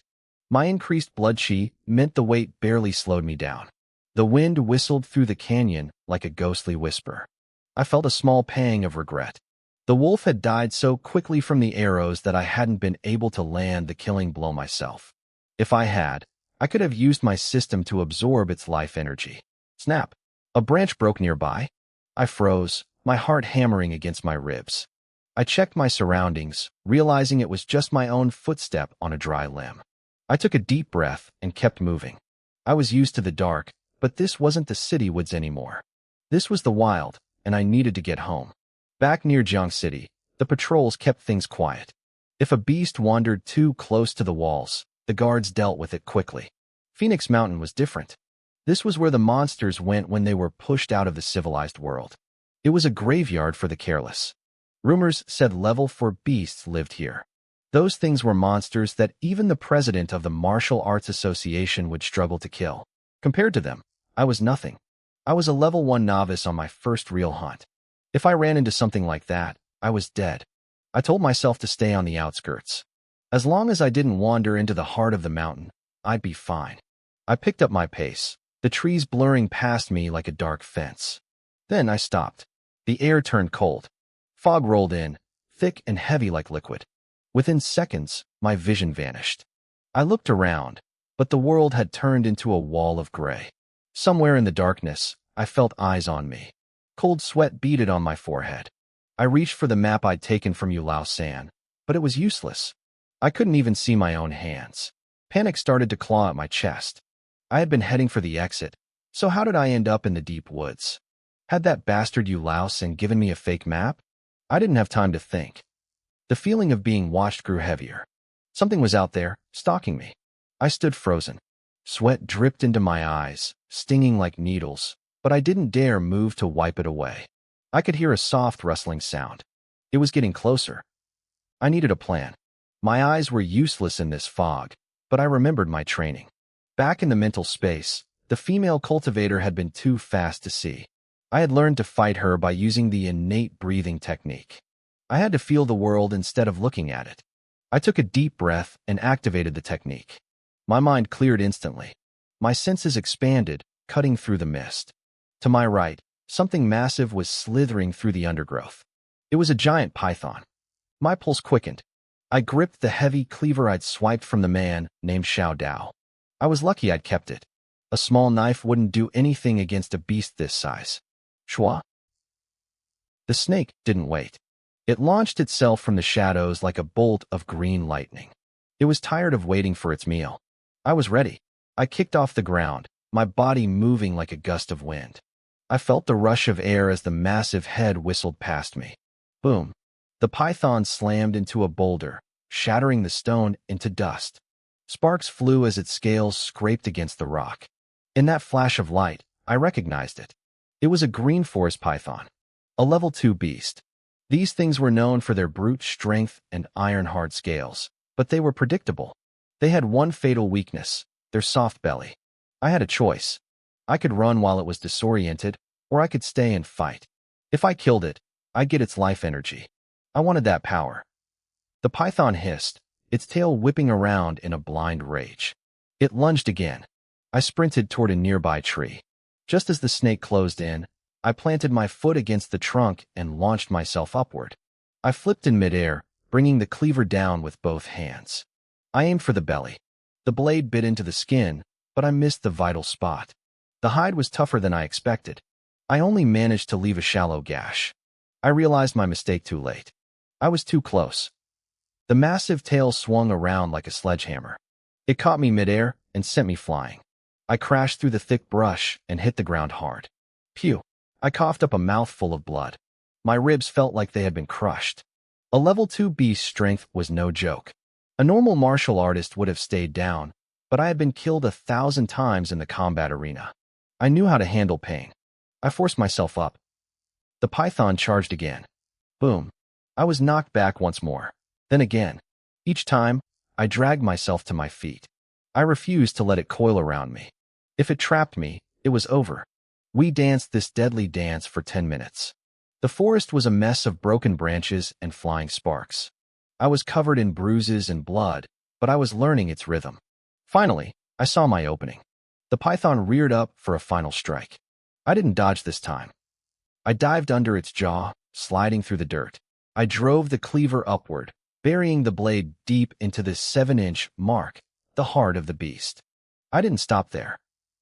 I twisted the blade, hacking and tearing until the massive body stopped twitching. I collapsed onto my back, gasping for air. My lungs burned. Every inch of my body screamed in agony. Ding! A cold, mechanical voice echoed in my head. Target killed. You have gained 121 points of life energy. A faint, glowing mist rose from the python's carcass and flowed into my chest. It felt like liquid fire. The energy surged through my veins, mending my broken tissues and expanding my meridians. The exhaustion vanished, replaced by a raw, surging power. I could feel myself changing. I wasn't just a commoner anymore. I was becoming something else. The energy from the python flooded my system, thick and violent. My meridians, which were once thin and fragile, began to swell and toughen. As the power fully integrated, I felt a warm current flow from my core to my extremities. It seeped into my wounds, slowly knitting my torn flesh back together. The internal bruising from the python's heavy strikes cleared away, and my blood chi surged with a newfound intensity. The process lasted about 10 minutes. When it finally finished, I stood up and threw a punch at the air. The sound of the wind snapping under my knuckles told me everything I needed to know. I felt stronger than I ever had in 2 lifetimes.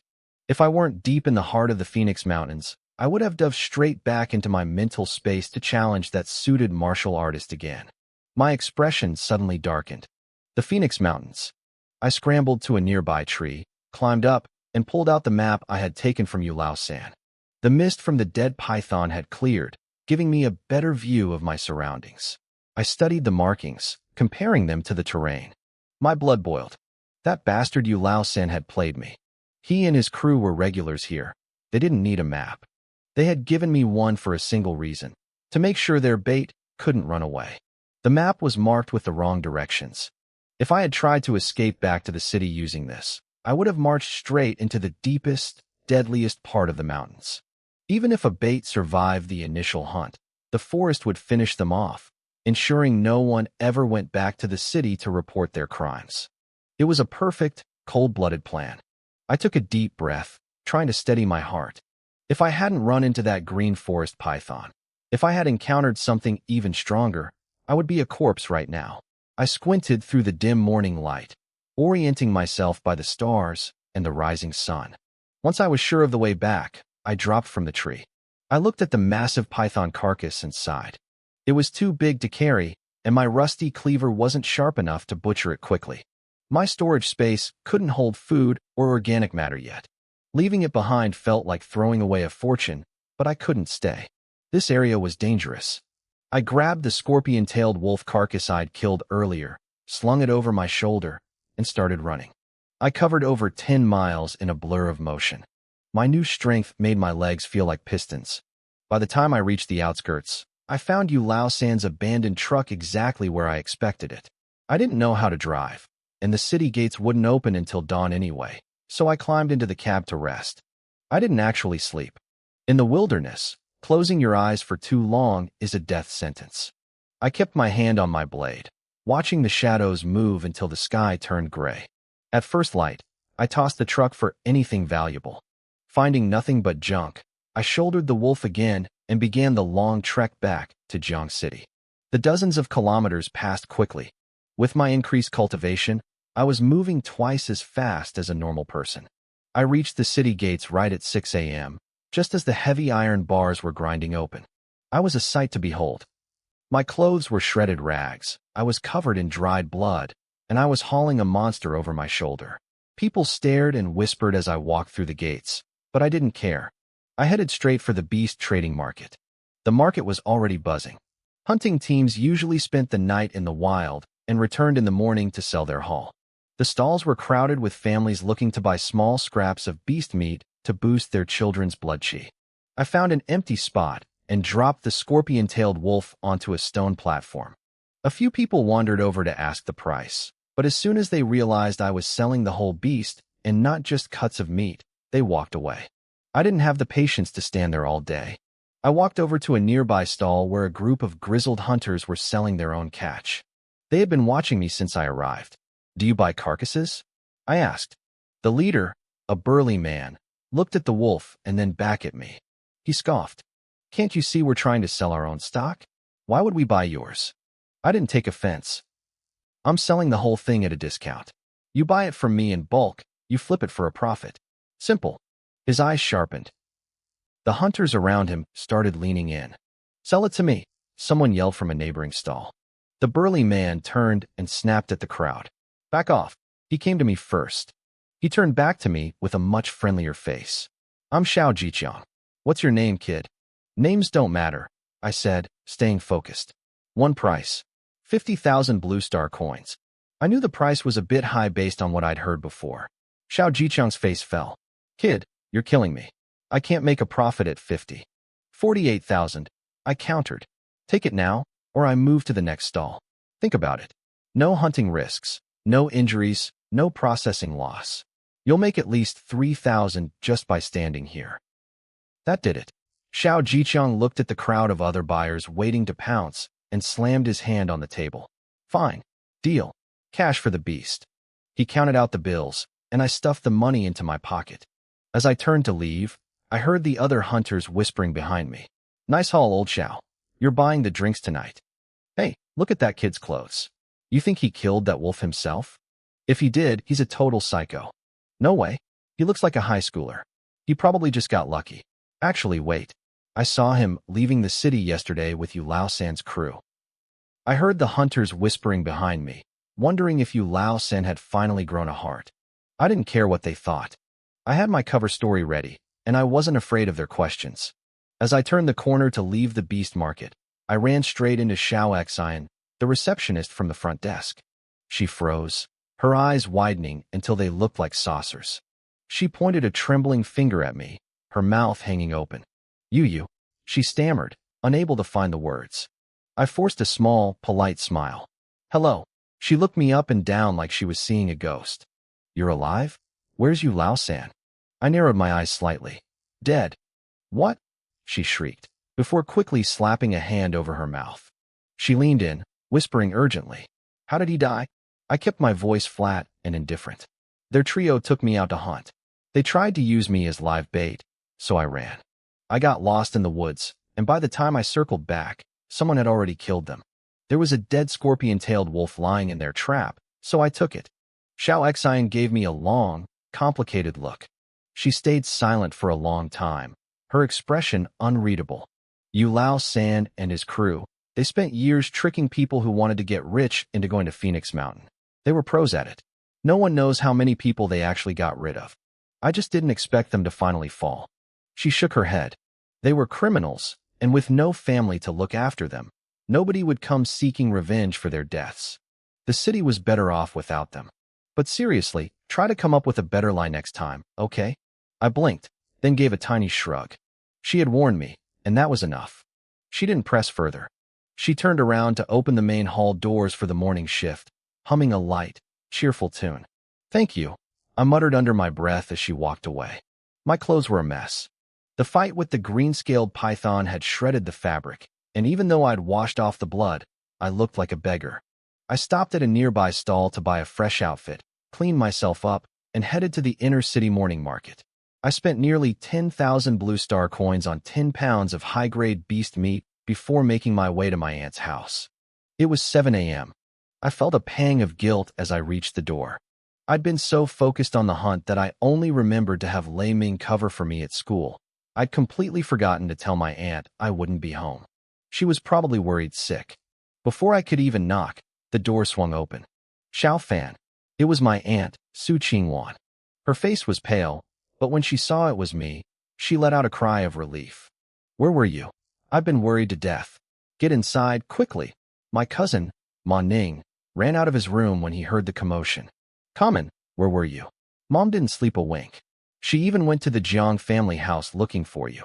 His eyes dropped to the heavy bag in my hand. What's that? Beast meat, I said, lifting the bag. Ma Ning took it, his jaw dropping as he felt the weight. So much. Where did you get this? My aunt looked at me, her eyes filled with tension. I gave her a reassuring smile. My uncle is hurt, right? I went to a classmate and borrowed some money. I stayed over at his place last night while we worked things out. It was a simple lie, but it worked. I pulled out the remaining 40,000 Blue Star coins and handed them over. They both let out a massive sigh of relief, though I could see the pain in my aunt's eyes. She hated that I was borrowing money for them. Xiao Fan, you've done too much for us, she said softly. We'll pay this back as soon as your uncle is better. In the past, she never would have taken money from me. But things were desperate. Ma Zhang's medical bills were piling up, and Ma Ning's tuition for next semester was due. They needed this. She sighed, looking at the floor, wondering when our lives would finally take a turn for the better. I made sure everything was settled.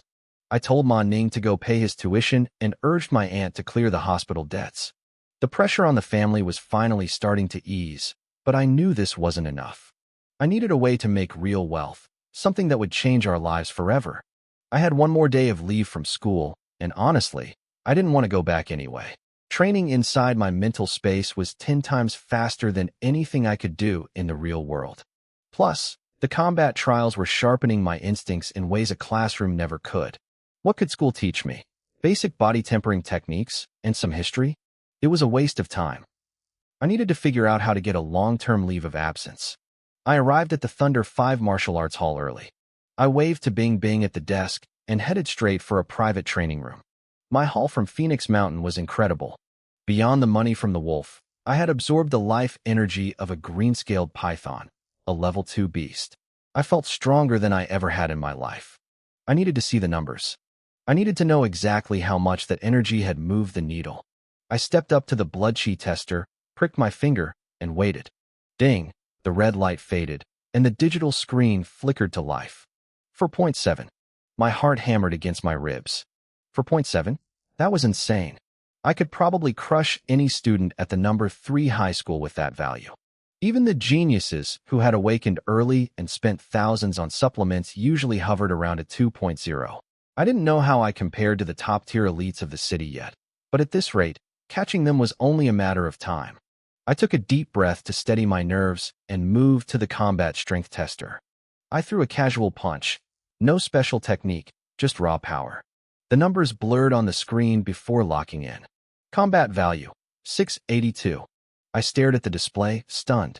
In this world, the ratio of blood chi to combat value is usually 1 to 100.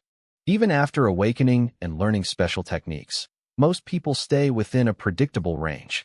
But my ratio was completely off the charts. Why was I so much stronger than my blood chi suggested? I couldn't wrap my head around it, so I stopped trying. I sat down, crossed my legs, and closed my eyes. With a single thought, I entered the mental space. Last time, after countless deaths, I had finally managed to last 10 minutes against the second-level opponent. Now, with the energy of the python surging through me, I wanted to see if I could finally win. Seeker, the void boomed. Do you wish to challenge the second trial? Challenge, I replied. A flash of light hit the arena, and the female martial artist appeared. Her eyes were cold and indifferent. I realized now that she and the man in the suit weren't real people. They were just echoes, life images left behind by this ancient space to test me. But the pain they dealt? That was real enough. And today, I wasn't planning on feeling it. The woman didn't have a memory. Even if I challenged her 10,000 times, she would never recognize me. To her, I was just another target to destroy. She moved first, just like before. Her legs snapped with sudden power as she launched herself into the air, a heavy kick aiming straight for my chest. This time, I didn't dodge. I surged my blood chi through my veins and met her head-on. Our limbs collided with a dull thud. A shock wave of air rippled out from the point of impact, and we were both blown back dozens of meters to the very edge of the arena. My eyes widened. In my previous attempts, I had always focused on evasion and side attacks. Now that my blood chi had increased, I wanted to test the gap in our raw strength. She wasn't as untouchable as I thought. I didn't wait. I slammed my right foot into the ground and lunged forward like an arrow released from a bow. I clenched my fist, the wind whistling past my knuckles as I threw a punch aimed straight for her face. She tilted her head slightly, her body flickering like a ghost to avoid the strike. My confidence spiked. This was the first time she had ever felt the need to dodge me. I immediately flattened my hand into a palm and sliced toward her exposed ribs. She raised an arm to block. Bang! We fell back again, but the fight didn't stop. For the next 30 minutes, the arena was a blur of motion. The sound of fists hitting flesh echoed continuously. Finally, I saw my opening. I drove my fist upward, slamming it directly into her throat. Her form began to dissolve into light. Congratulations, challenger, the void boomed. Second trial cleared. Do you wish to enter the martial arts demonstration? I couldn't hide the excitement in my eyes. Begin. Images began to flash before me, telling the story of the woman, Qingyu. She was born into poverty and orphaned by war at the age of 5. A Taoist named Qing Feng took her in, and she began practicing the long wind divine fist. By 10, she had mastered it. By 15, her master passed away, and she began traveling the world to refine her skills. At 30, she found an ancient inheritance in the Kunlun Mountains and began practicing a special breathing technique. Her power skyrocketed. She broke through the postnatal realm at 45, but the world's spiritual energy was too thin for her to go further. At 62, after years of study, she developed something called the Spirit Return blood supplementing soup. With that medicine, she finally broke through to the prenatal realm and lived to be 158 years old. The entire process of making that soup was branded into my mind like a hot iron. When I opened my eyes, I didn't leave the mental space immediately. I sat in silence, piecing things together. Ching, you mentioned the spiritual energy was sparse, similar to what the man in the suit said about the world being incomplete. Who were these saints they kept mentioning? And why was longevity such a recurring theme? I had a bold guess forming, but I needed more trials to prove it. I spent the rest of the day in the training room. I cycled through my breathing techniques and practiced the 5 elements fist over and over until I had reached a level of great mastery. When I finally checked my stats, I took a deep breath. Blood chi, 5.3. Combat value, 721. I smiled, but the joy was short-lived. My blood chi was rising fast, but I was severely lacking in combat techniques. The 5 elements fist was basic. I only beat the Azure Python because I knew its weaknesses, not because my technique was superior. If I wanted to multiply my combat power, I needed high-level manuals. The college entrance exam was only a month away. If I could reach the level of a rank 2 martial artist by then, I could get into a top-tier university and find a true master to teach me. I left the hall and bumped into my friend Lei Ming. Usually, he was loud and obnoxious, but today he looked like he was walking to a funeral. Ming? What's wrong? He froze and looked up, his face heavy with dread. Brother Fan. I patted his shoulder. Talk to me. What happened? He hesitated, then blurted it out. You've been expelled. I stared at him, stunned. Expelled? What? Even without my awakening, I was the top-ranked student in academics at Jiangxing Third High. I had even received a reward from the school recently. It made no sense. Yesterday morning, I went to Li Dongsheng to ask for a leave of absence for you. Lei Ming stammered. He refused. I went to your house to find you, but your dad said he didn't know where you were. Since you didn't show up for 2 days, Li Dongsheng marked you as a truant and processed the expulsion. My eyes narrowed. 2 days of missed classes didn't result in expulsion. Not for the top student. Someone was pulling strings. It's fine, Ming, I said, forcing a smile. Go home. I'll head to the school tomorrow and clear this up. It's probably just a mistake. I walked back to my aunt's house. Before I even opened the door, the rich scent of home-cooked food hit me. The table was covered in dishes, stewed meat, braised pork, and fresh vegetables. Xiao Fan, come eat, Su Qingwan said, pulling me to the table. My uncle, Ma Jiang, was already sitting there. I looked at him. Uncle, how's the injury? He waved his left hand dismissively. I'm fine. I've got thick skin, and the hospital's medicine is top-notch. The wound is already closing up. See, I can move it. He tried to stand, but my aunt shoved him back into his seat. He laughed sheepishly. Anyway, I'll be back at work in a few days. But listen, Xiao Fan, you stay here with us. Don't go back to that other house. He meant the Jiang family, the people who had left me for dead. I nodded, feeling a warmth that had nothing to do with blood chi. Don't worry, uncle. I'm never going back there. Aside from my injured uncle, the house was full of hungry teenagers. Ma Ning and I were both at that age where our stomachs were bottomless pits. My aunt, Su Qingwan, had prepared 3 massive pots of rice, and we managed to polish off almost every grain. By the time I finished, I felt a strange, surging energy. My muscles felt tight, almost like they were ready to burst. Ma Ning noticed me reaching for extra servings and looked at me with wide, innocent eyes. Brother, how can you eat more than me now? She asked. She was young and blunt, but her words made the room go quiet. My aunt immediately shot her a look. What do you know? Your brother is a growing boy. It's perfectly normal for him to have a big appetite. Ma Ning tilted her head, still confused. But he used to eat less than I did. I stepped in with a calm smile before things got awkward. My blood chi has been increasing lately. I think my body just needs the extra fuel. The mood in the room shifted instantly. My uncle, Ma Jiang, slammed his good hand on the table, his eyes lighting up. That's great news. Some boys are late bloomers. Once that blood chi starts moving, it's like a rocket ship. I knew you were that type, Xiao Fan. He turned to my aunt, his voice filled with excitement. Tomorrow, buy more lean meat. Stew another pot for both of them. They need the nutrition now more than ever. If Xiao Fan's blood chi keeps rising, that third awakening attempt is a sure thing. Imagine that, 2 martial artists in one family. We might even move to the inner city and live like the big shots. Su Qingwan rolled her eyes, though she was smiling. Stop dreaming about living off the kids. Being a martial artist means joining the military. It's dangerous. Honestly, I'd rather stay right here as long as everyone is safe. The memory of my uncle's recent brush with death was clearly still haunting her. My uncle just grumbled something about women not understanding the bigger picture. After dinner, Ma Ning and I headed to our rooms to train.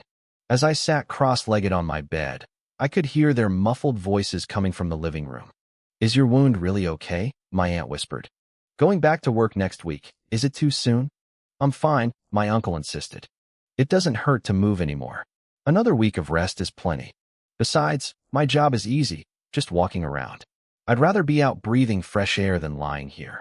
But will they even take you back? Of course they will. I haven't done anything wrong, and I'm tight with the captain. Don't worry so much. His voice softened. Xiao Fan borrowed a lot of money from his classmates to pay for my medical bills. I need to get back to work so I can pay him back. I won't let that boy carry our burdens. And did you see how much they ate? Once we settle our debts, we need to save up for supplements.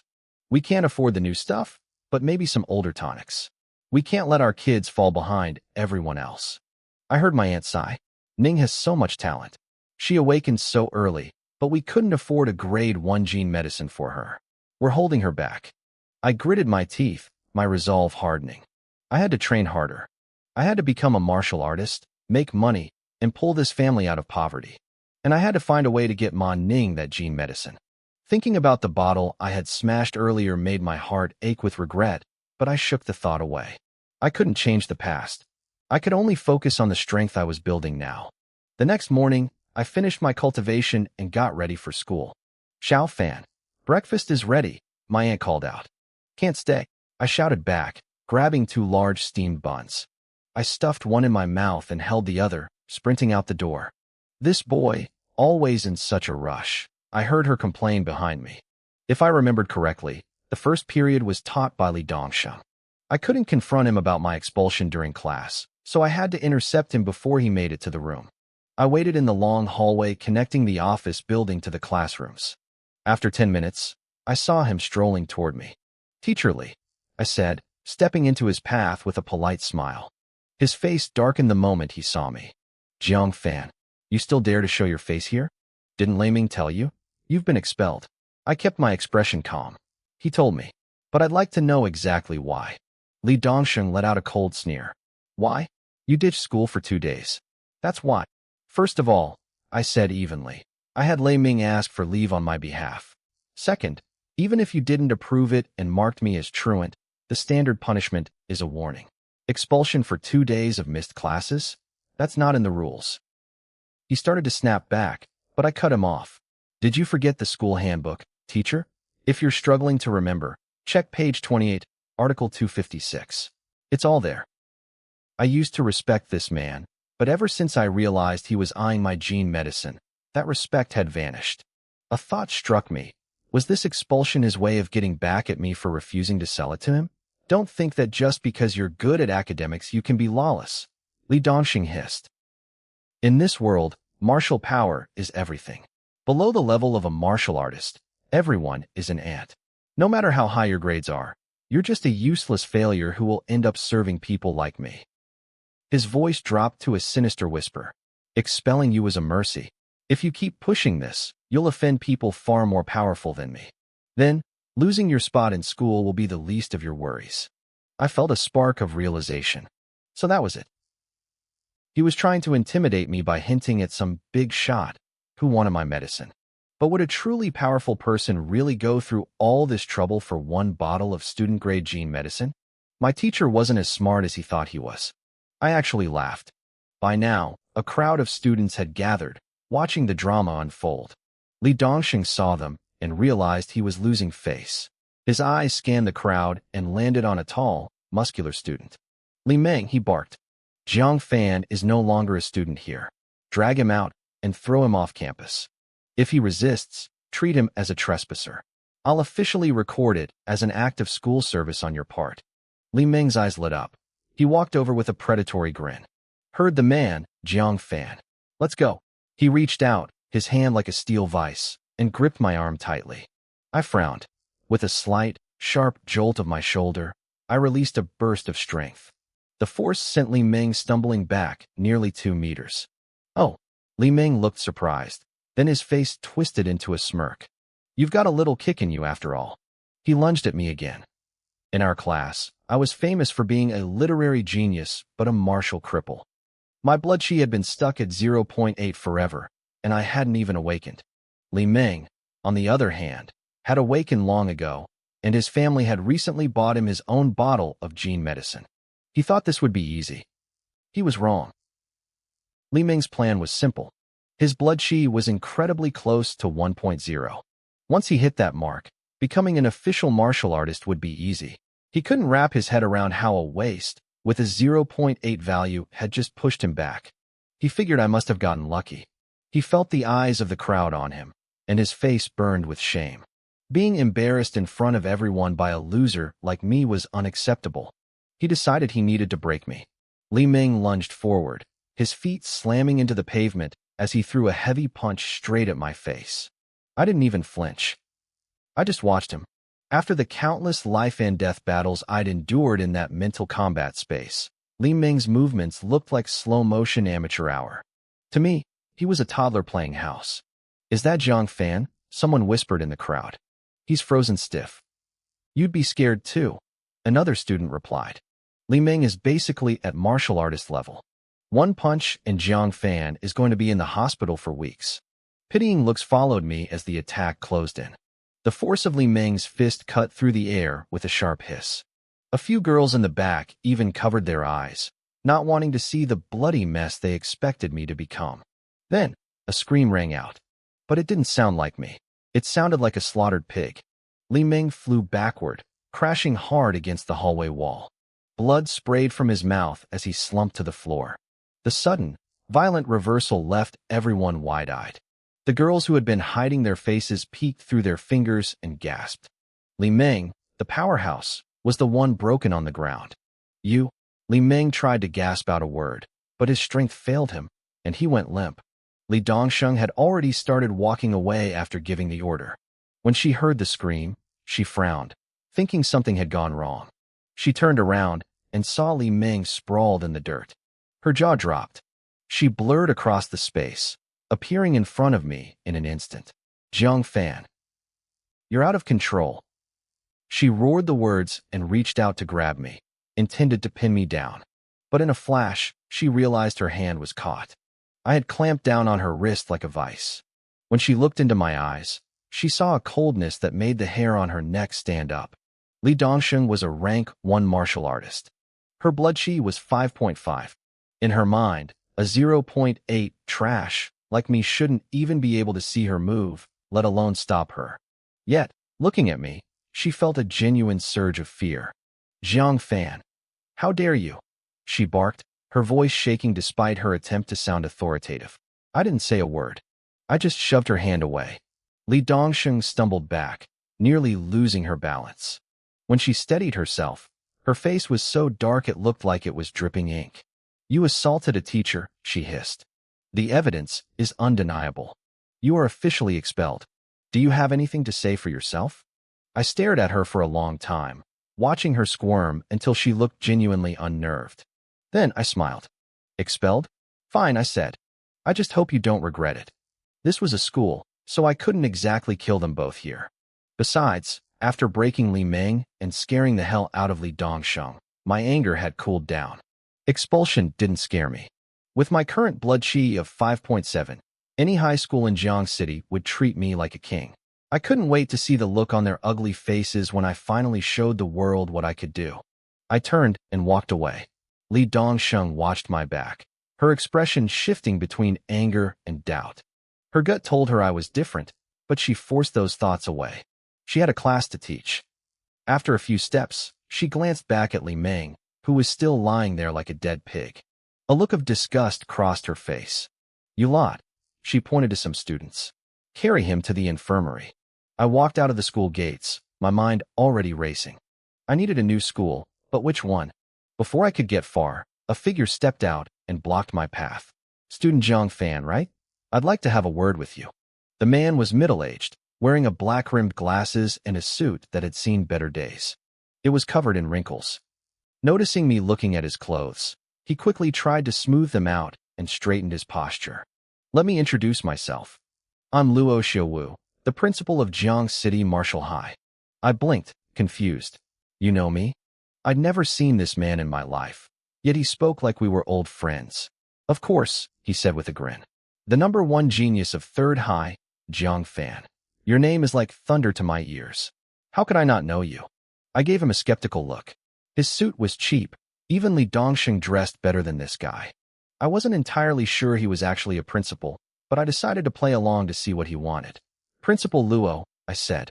What can I do for you? Luo Xiaowu adjusted his glasses, trying to look sophisticated. I heard you're no longer at 3rd High. I was wondering if you found a new place yet. My interest piqued. Not yet. Luo Xiaowu's face lit up. Then I'll get straight to the point. Would you be interested in joining Martial High?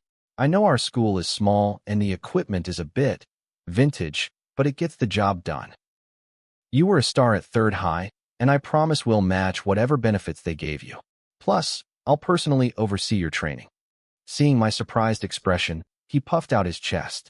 I may not look like much, but I am a rank 3 martial artist. That caught my attention. At 3rd High, only the principal and vice principal were rank 3. Most teachers were rank 2 at best. And yet, the head of Martial High, the absolute worst school in the city, was a rank 3? Martial High was famous for being a dump. It was tiny, the teaching was terrible, and the facilities were a joke. Luo Xiaowu saw my doubt and reached out, ready to demonstrate his power. I stopped him. Principal Luo, I believe you. I'm just confused. Why do you want me? To be honest, I didn't care about his rank. Before the college entrance exams, I didn't need anyone to teach me. I had my own path. Luo Xiaowu seemed prepared for the question. He looked around, then pointed to a nearby restaurant. It's a long story, student Jiang. If you have time, let's sit down. My treat. I'll explain everything. I nodded. It was a public place, so I wasn't worried about a trap. Plus, I'd only had 2 buns for breakfast, and I was starving. I didn't hold back. I polished off 18 meat buns and 4 bowls of porridge while Luo Xiaowu watched in stunned silence. By the time I finished, I had confirmed his identity and his motive. It was simple. He wanted me to take the college entrance exams under his school's name to boost their passing rate. Martial High was barely a school anymore. It was where kids went when they couldn't get in anywhere else, but even they had stopped showing up.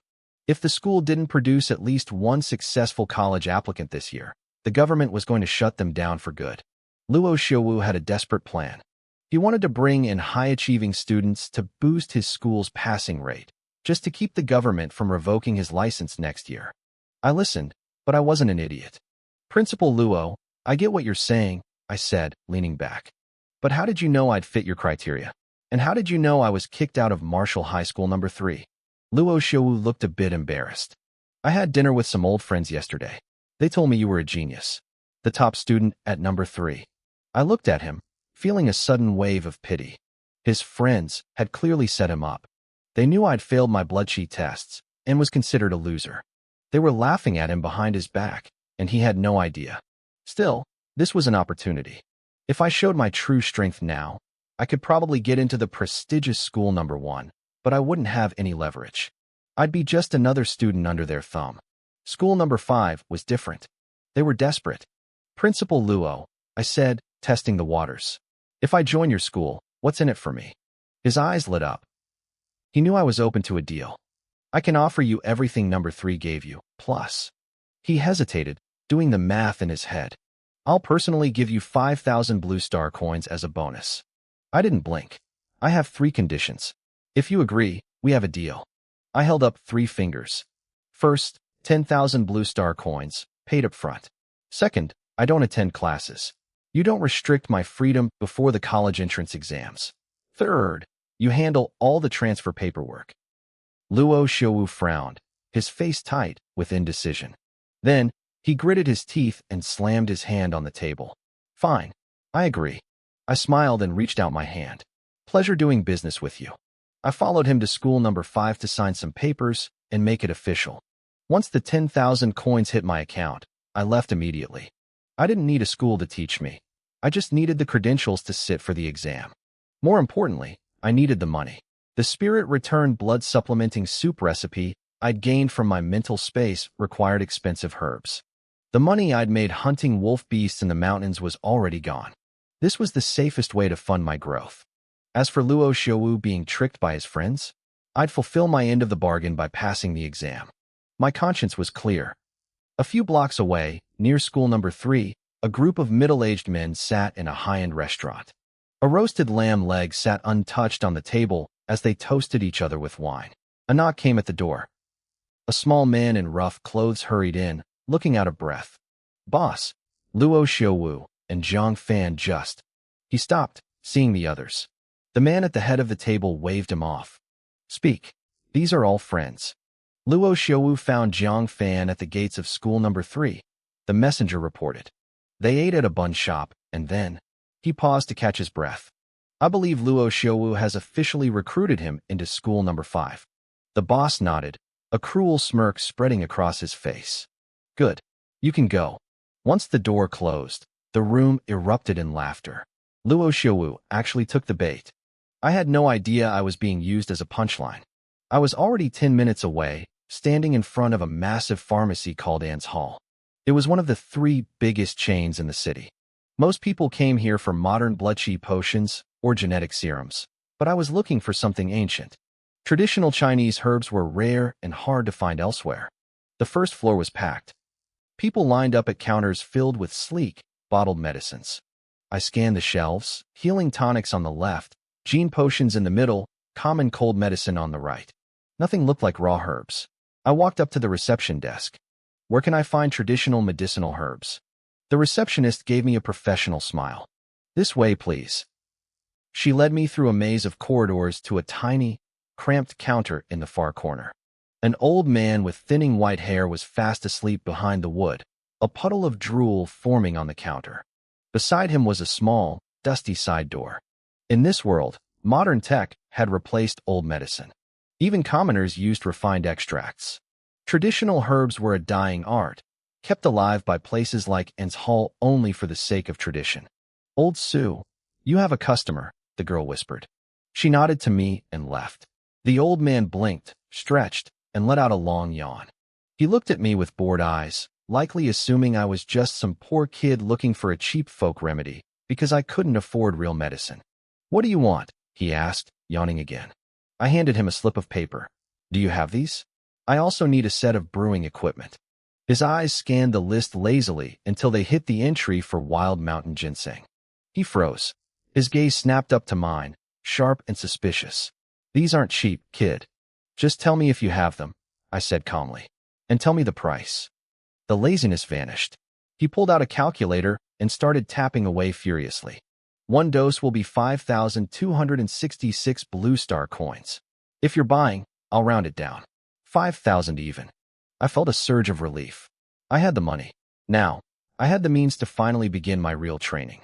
The price was much lower than I expected. I had inherited Qin Yu's vast knowledge of pharmacology, so I knew these ingredients were rare and valuable. I'd walked in worried that my 100,000 Blue Star coins wouldn't buy more than a few doses. Now, I realized I had a massive advantage. In a world obsessed with high-tech extracts, traditional herbs had been forgotten. "I'll take 10 doses, I said, my voice steady. "And I need that brewing equipment too." Old Sue's eyes practically turned into gold coins. He jumped up, his previous laziness vanishing instantly. "Right away. I'll get them for you immediately." He took a few steps, then paused and looked back at me, his gaze much softer now. "You know, the shop offers a brewing service. We also rent out the equipment if you'd rather do it yourself." I blinked, curious. "How does that work?" Seeing my interest, the old man hurried back over the counter and leaned in close. "The brewing service means we prepare it for you for a small fee. Or, you can leave a deposit, use our professional gear right here, and brew it yourself. It's a bit of a hassle for most people, but since you're such a big spender, I'd be happy to set it up." I knew exactly what he was doing. He wanted to lock me in as a regular customer. If I took the equipment home, I might never come back. If I got used to his setup, I'd be a client for life. I didn't mind, though. I needed a private, controlled environment to work. 10 minutes later, old Sue had everything ready. He gave me a quick crash course on the machines and left the room, looking incredibly pleased with himself. He'd just cleared over 50,000 coins in a single sale. That was enough to hit his monthly quota in one go. Once the door was locked, I spread the herbs out on the floor and sorted them. I took a deep breath. Inching used memories. He used clay pots over open fires. Here, I had a high-precision electronic pressure cooker. It made controlling the temperature much easier, but the recipe for the spirit turtle blood replenishing soup was still incredibly complex. I started with one batch. I didn't want to ruin the ingredients by being overconfident. I carefully added the herbs step by step, my forehead dripping with sweat as I monitored the process. An hour later, it was finished. I pressed the stop button and poured the liquid into a glass bottle I'd prepared. I had used a 100-to-1 ratio, starting with 2 liters of water and boiling it down to 20 milliliters of highly concentrated, brownish yellow extract. It looked exactly like the medicine in my memories. Without hesitating, I tipped the bottle back and swallowed it in one gulp. A wave of intense heat surged down my throat. Seconds later, my body felt like it was on fire. The energy radiated from my stomach, threatening to burst outward. I quickly sat cross-legged and began the innate breathing technique. I guided the energy through my meridians. What used to be a tiny trickle of power grew into a rushing stream. Part of it soaked into my muscles and bones, nourishing them, while the rest settled into my veins. 10 minutes later, I exhaled a long, hot breath. I could feel my blood chi surging. It worked. I didn't waste another second. I dumped the dregs, cleaned the pot, and started the next batch. By the time I was finished, 9 more bottles were lined up in front of me. Based on how long it took to refine that first dose, I figured I could handle 1 bottle a day. The following week was a blur of obsession. During the day, I pretended to go to school, but hid in the training rooms at the Thunder 5 Martial Arts Hall. At night, I locked myself in my room at my aunt's house. My entire life became a cycle of brewing, drinking, and refining. As my blood chi rose, so did my efficiency. 1 bottle used to take a whole day to process. Soon, I was burning through 4 bottles every 24 hours. Finally, I opened my eyes in the training room and stood up. I was out of money and out of soup. My muscles felt dense, stretching the fabric of my shirt. I walked over to the combat power tester and threw a punch with everything I had. The screen flashed, 1651.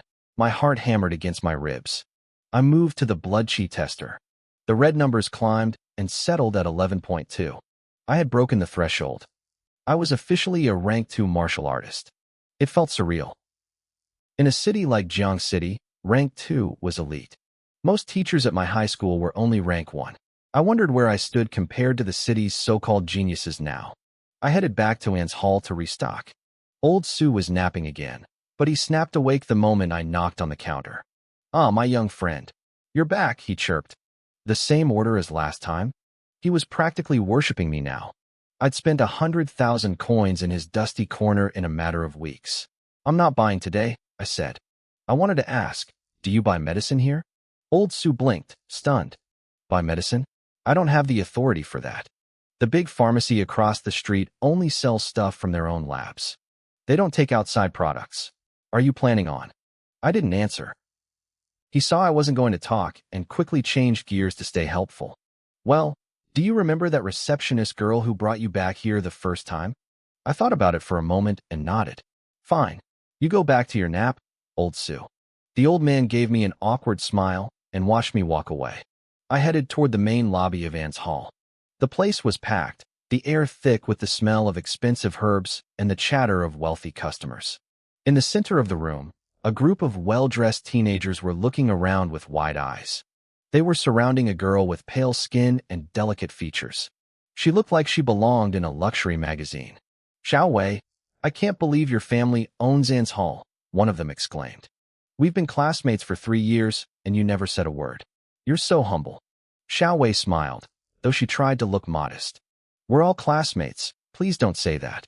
My family's business is their own. I don't want to brag about my background because that just makes me look weak.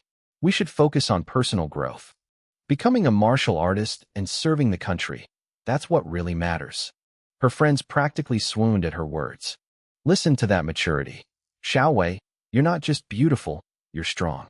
You broke through to rank 1 recently, right? With the college entrance exams coming up, you'll definitely get into a top martial arts university. Maybe even Kyoto Martial Arts University, another added. Xiao Wei's eyes sparkled, but she shook her head. Kyoto is hard. The geniuses there are almost rank 2. I just hit rank 1. I wouldn't dare dream that big. I walked past them toward the main reception desk. I didn't care about their teenage drama. I had a goal. Excuse me, I said to the receptionist. Do you buy supplements here? The lobby suddenly went quiet. My voice had carried across the room, and I felt several pairs of eyes lock onto my back. The receptionist recognized me, but she looked confused. I've never been asked that before. Let me check. What kind of supplements are we talking about? Like the processed ones in our display cases? I shook my head.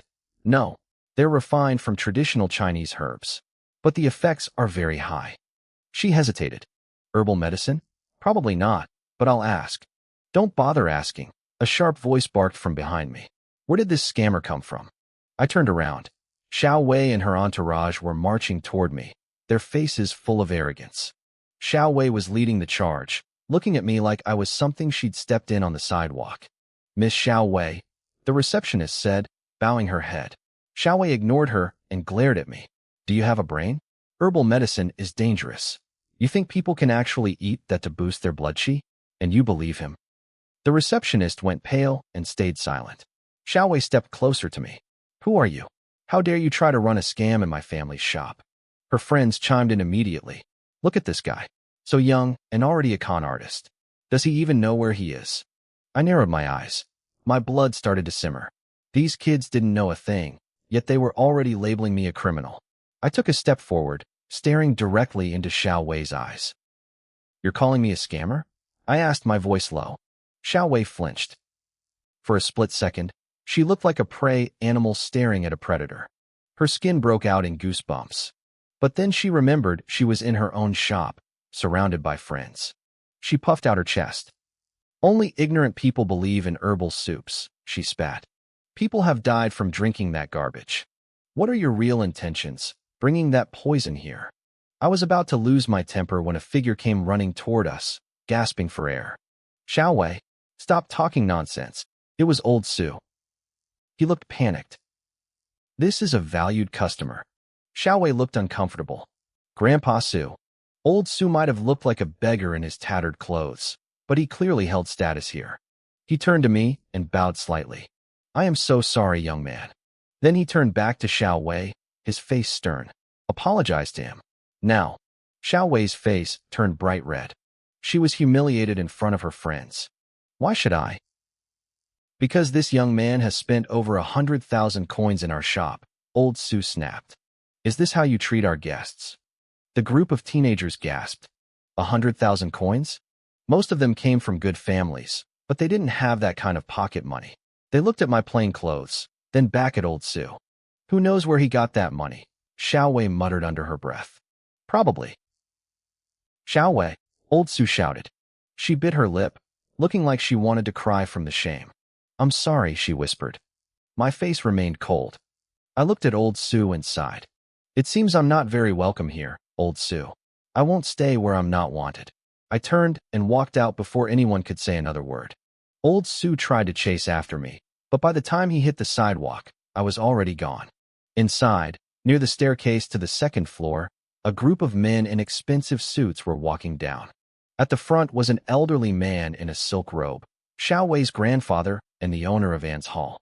Thank you for your help, gentlemen, the silk-robed elder said, bowing to the men.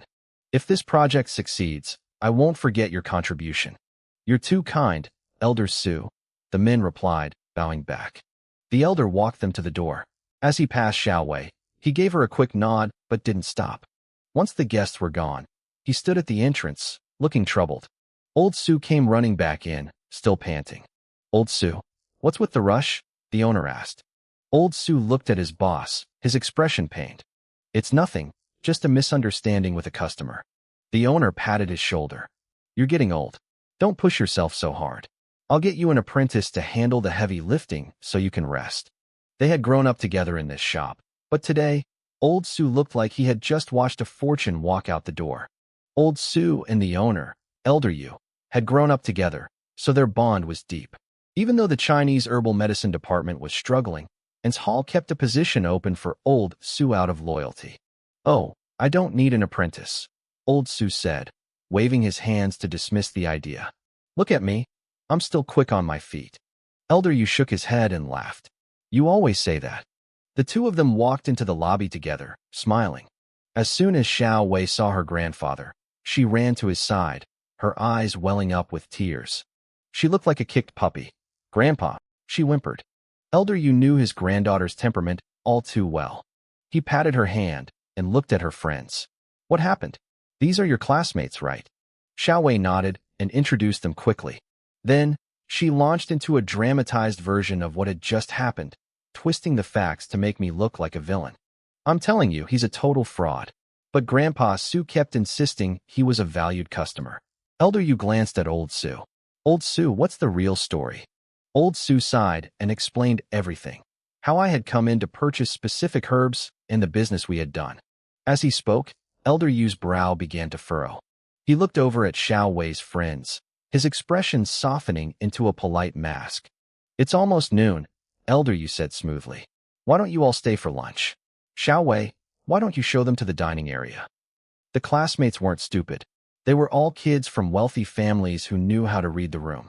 They could tell Elder Yu was politely kicking them out so he could deal with family business. "Oh, no thank you," they said, waving their hands. "We really should be getting back." They made their excuses and left in a hurry. As soon as the door closed behind them, Elder Yu's face went cold. He looked at Xiao Wei with a sharp, stern gaze. "Follow me," he commanded.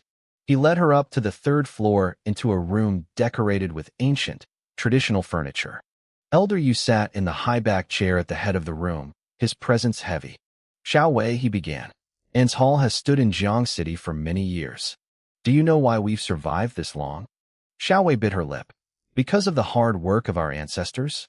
Elder Yu nodded, then shook his head, looking disappointed. "That's part of it. But the most important reason is that we follow the rules. Do you remember Rule 26 of the Ans Hall Code?" Xiao Wei hesitated, her mind racing. Rule 26. Every customer who enters the shop must be greeted with sincerity and kindness. There shall be no neglect or coldness shown toward them. Her face went pale as the words left her mouth. "Grandpa, Old Su was right," Elder Yu interrupted, his voice heavy with exhaustion. "You shouldn't have treated that young man that way. Even if he wasn't a customer, anyone who walks through our doors deserves respect. The fact is, he spent 100,000 Blue Star coins here. He supported us, and you insulted him." He lectured her until she looked truly ashamed. Then he turned to look out the window. "I'm getting old, Xiao Wei.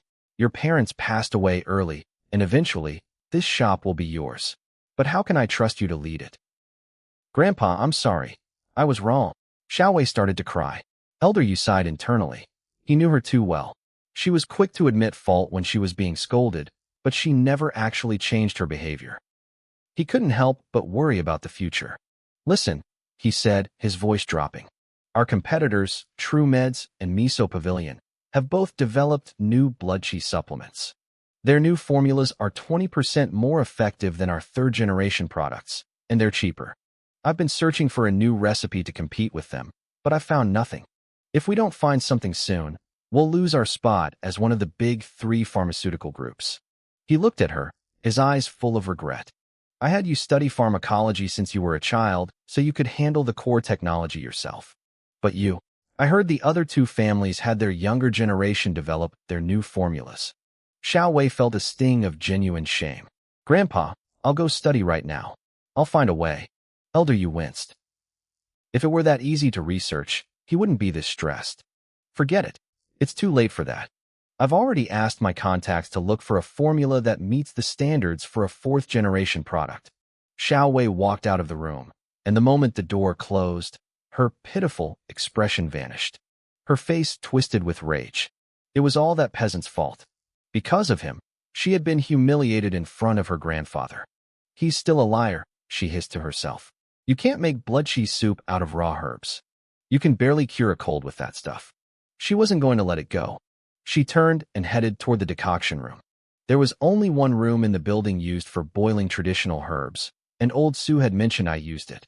She figured if she could find even a shred of evidence that I was a fraud, she could prove to her grandfather that she was right. The rooms all used a standardized passcode, so she let herself in easily. The moment she stepped inside, she wrinkled her nose. The air was thick with the heavy, bitter scent of boiled herbs. To her, it smelled disgusting. Modern medicine was clean, colorless, and odorless. This place felt like a relic of a dirty past. She gritted her teeth and started searching the equipment. A few minutes later, she frowned.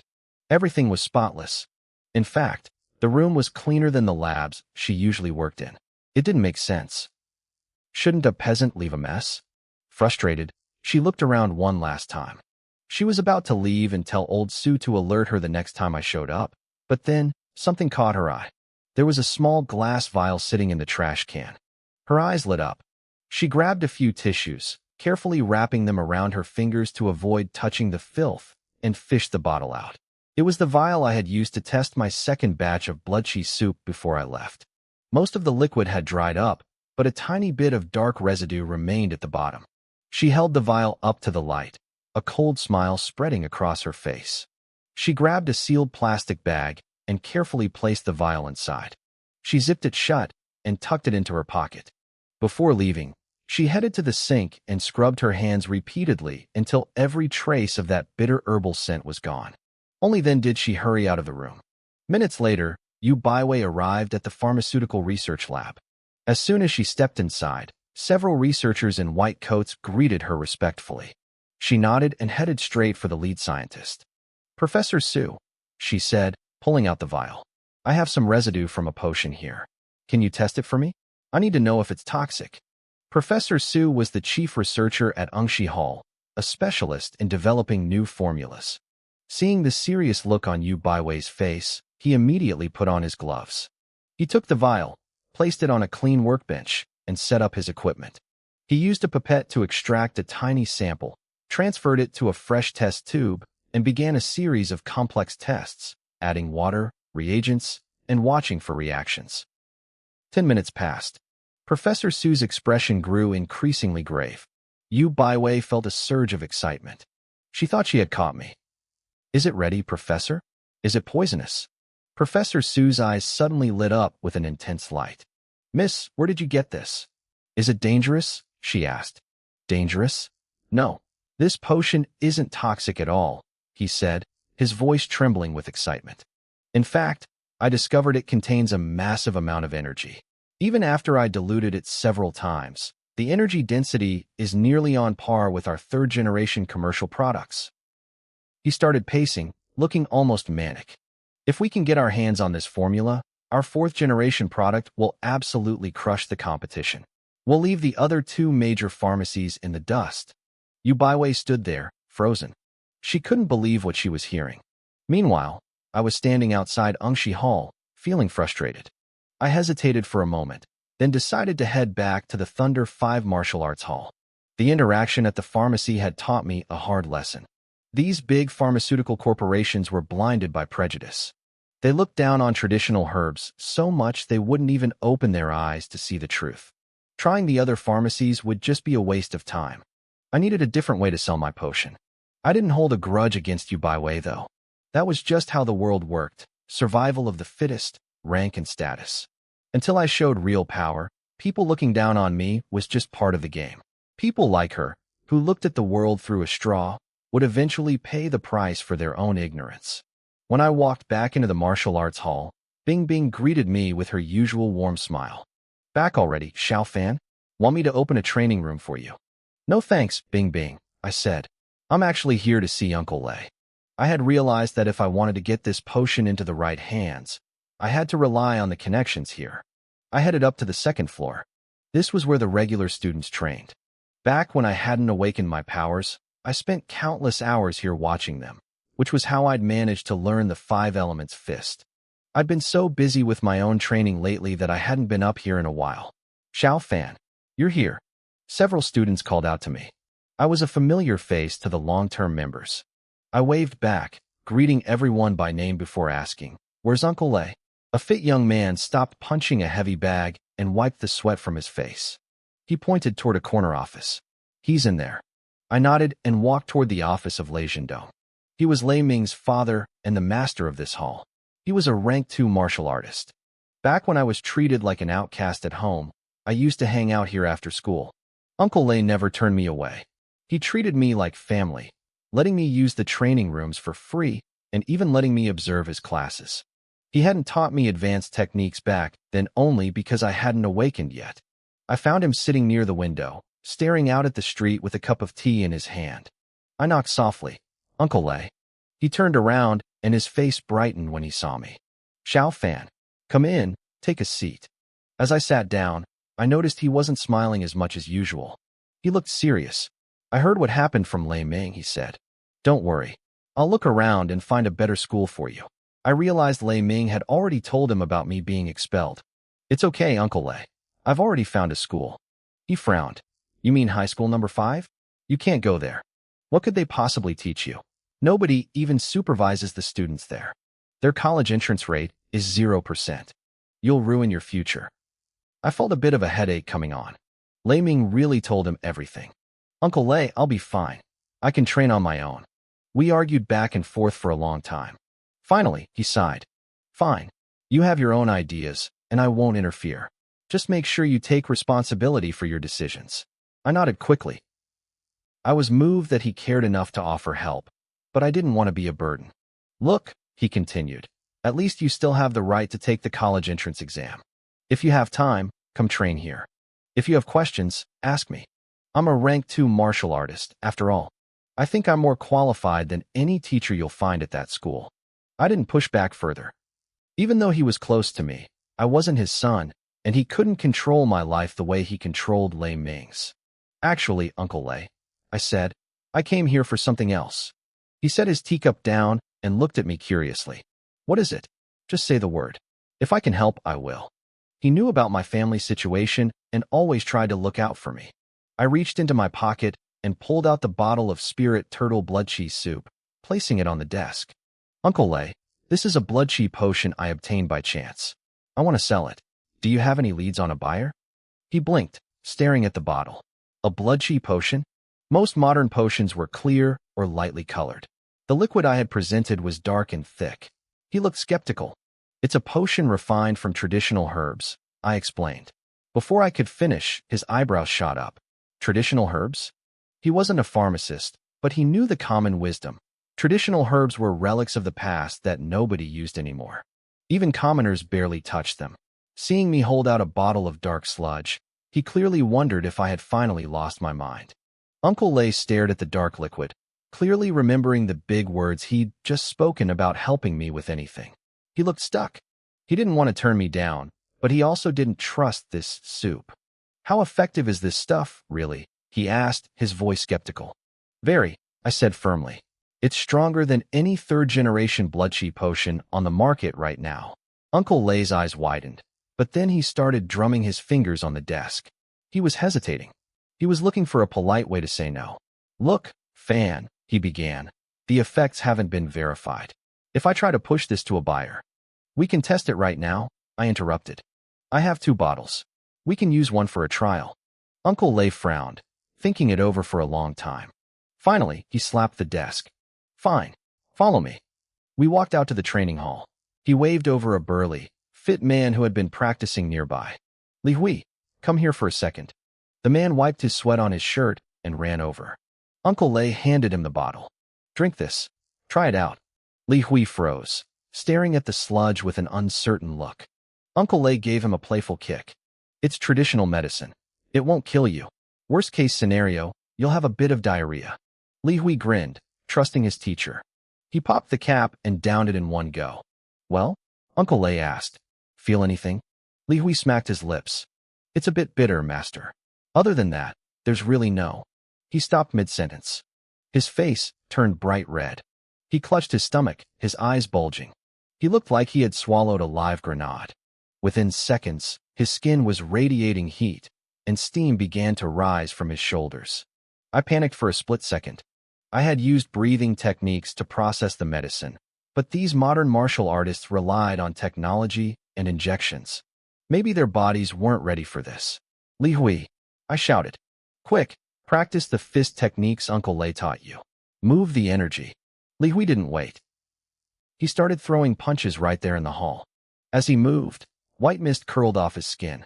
He went through the forms 5 or 6 times, his movements growing faster and more powerful. After 10 minutes, he finally stopped, gasping for air. Are you okay? Uncle Lei asked, his voice tight with worry. He had never seen a reaction this intense from a simple potion. Li Hui clenched his fists, then threw a punch into the air. The sound of the impact cracked like a whip. Master, I'm better than okay. I feel stronger. Is this a new product from one of the big 3 corporations? The medicinal power is insane. I still feel a ball of fire in my gut. I haven't even absorbed it all yet. Uncle Lei's expression shifted instantly. He realized he was looking at something revolutionary. Everyone else, back to training. He barked at the curious onlookers. Fan, Li Hui upstairs. Now, we went to the 2nd floor, where the professional testing equipment was kept. Uncle Lei pointed to the blood chi and combat power testers. Test yourself. Li Hui didn't hesitate. He slammed his fist into the machine. A few minutes later, the results flashed on the screen. Uncle Lei and Li Hui both froze. 0.2. Li Hui whispered, his voice trembling. Master, my blood chi went up by 0.2, and my combat power jumped by 20 points. He grabbed Uncle Lei's shoulders, shaking him with excitement. I just tested myself this morning. This is impossible. Where did this come from? I want to buy it. I'll buy every bottle you have. I understood why he was so worked up. Li Hui was a rank 1 martial artist. Once you hit that level and unlock your gene locks, progress usually slows to a crawl. He hadn't seen an increase in a month, and now, in 10 minutes, he had gained more than most people do in half a year. Uncle Lei shoved him away. Get back to work. I'll talk to you later. He led me back into his office, shut the door, and locked it. He sat me down and looked at me with a deadly serious expression. Fan, tell me the truth. Where did you get this? My heart sank. I wasn't ready to explain the system or the memories. Seeing my hesitation, Uncle Lei waved his hand. Fine. I won't ask where. Just tell me. How much more can you get? As long as I have the raw herbs, I can make more, I said, feeling a wave of relief. And they're just common herbs, nothing rare. Uncle Lei's eyes gleamed. Can we mass produce it? It's a complex process, I explained. It requires manual control. But if I simplify the formula, we could use machines. The effect would be weaker, but it would still be effective. Uncle Lei started pacing the room. He walked back and forth, his face a mask of concentration. Then, he let out a long, frustrated sigh. I want this business, Fan. I really do.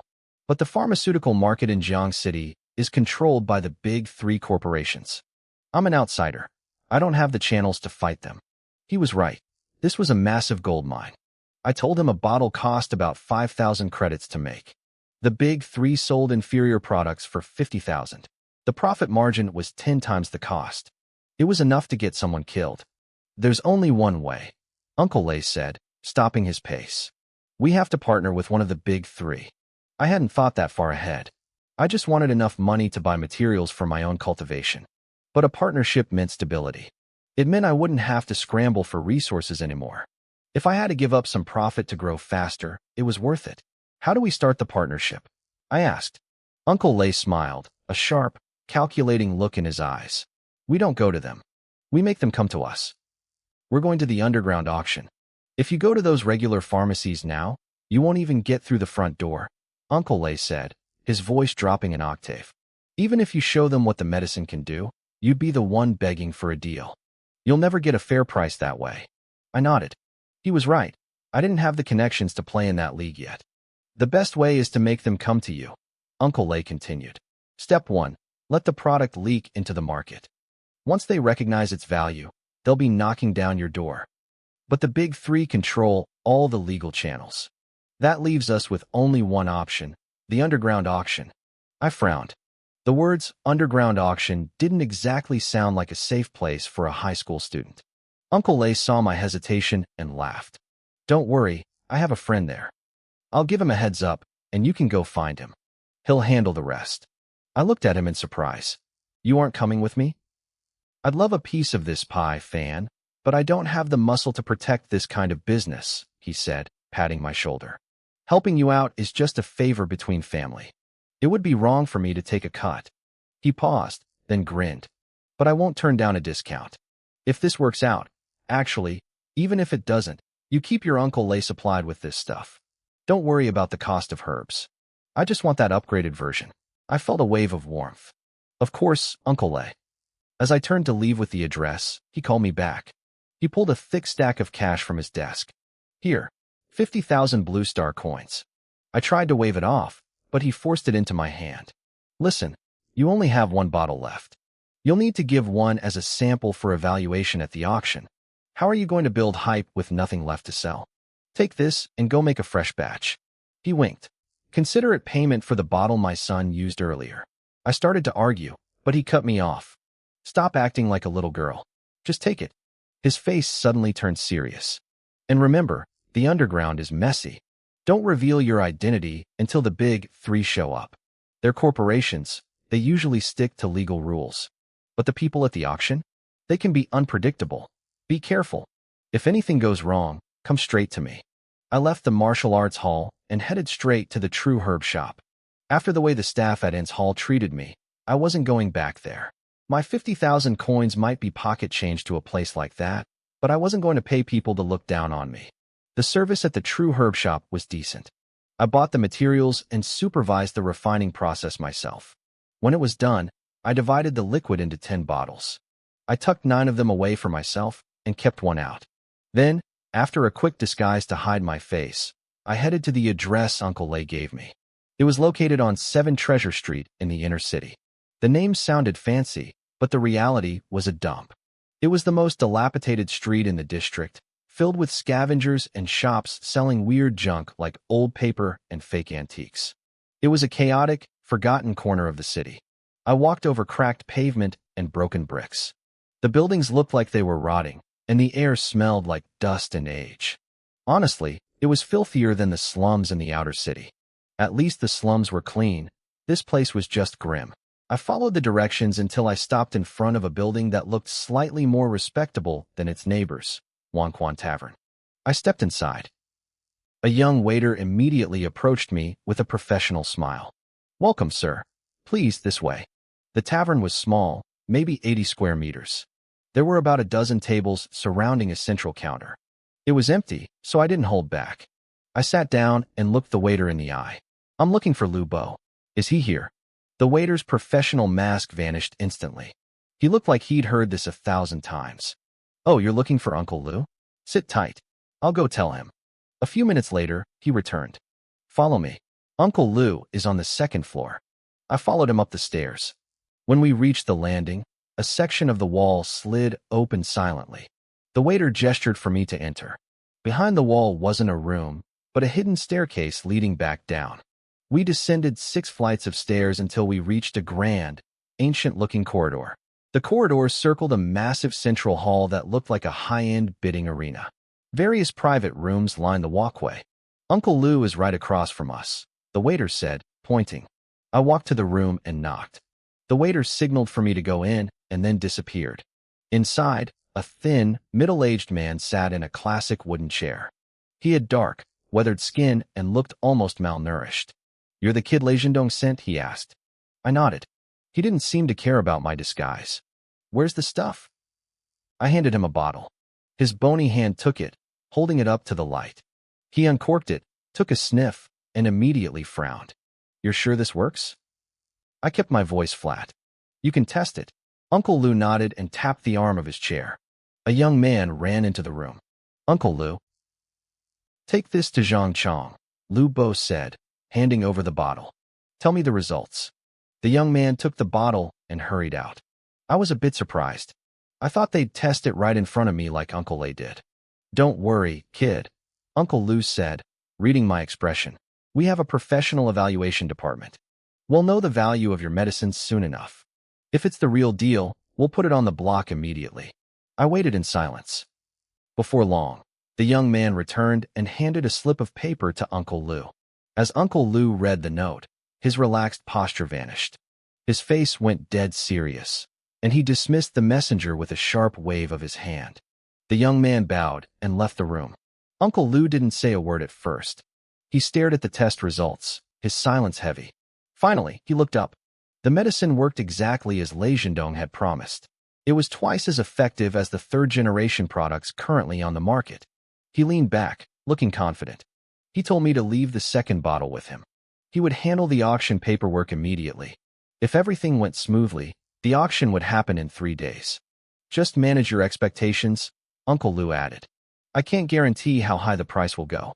It's twice as strong as the standard stuff, but that's it. I'll make sure the 3 major pharmaceutical groups know about it. This medicine is most valuable to them. I nodded slightly.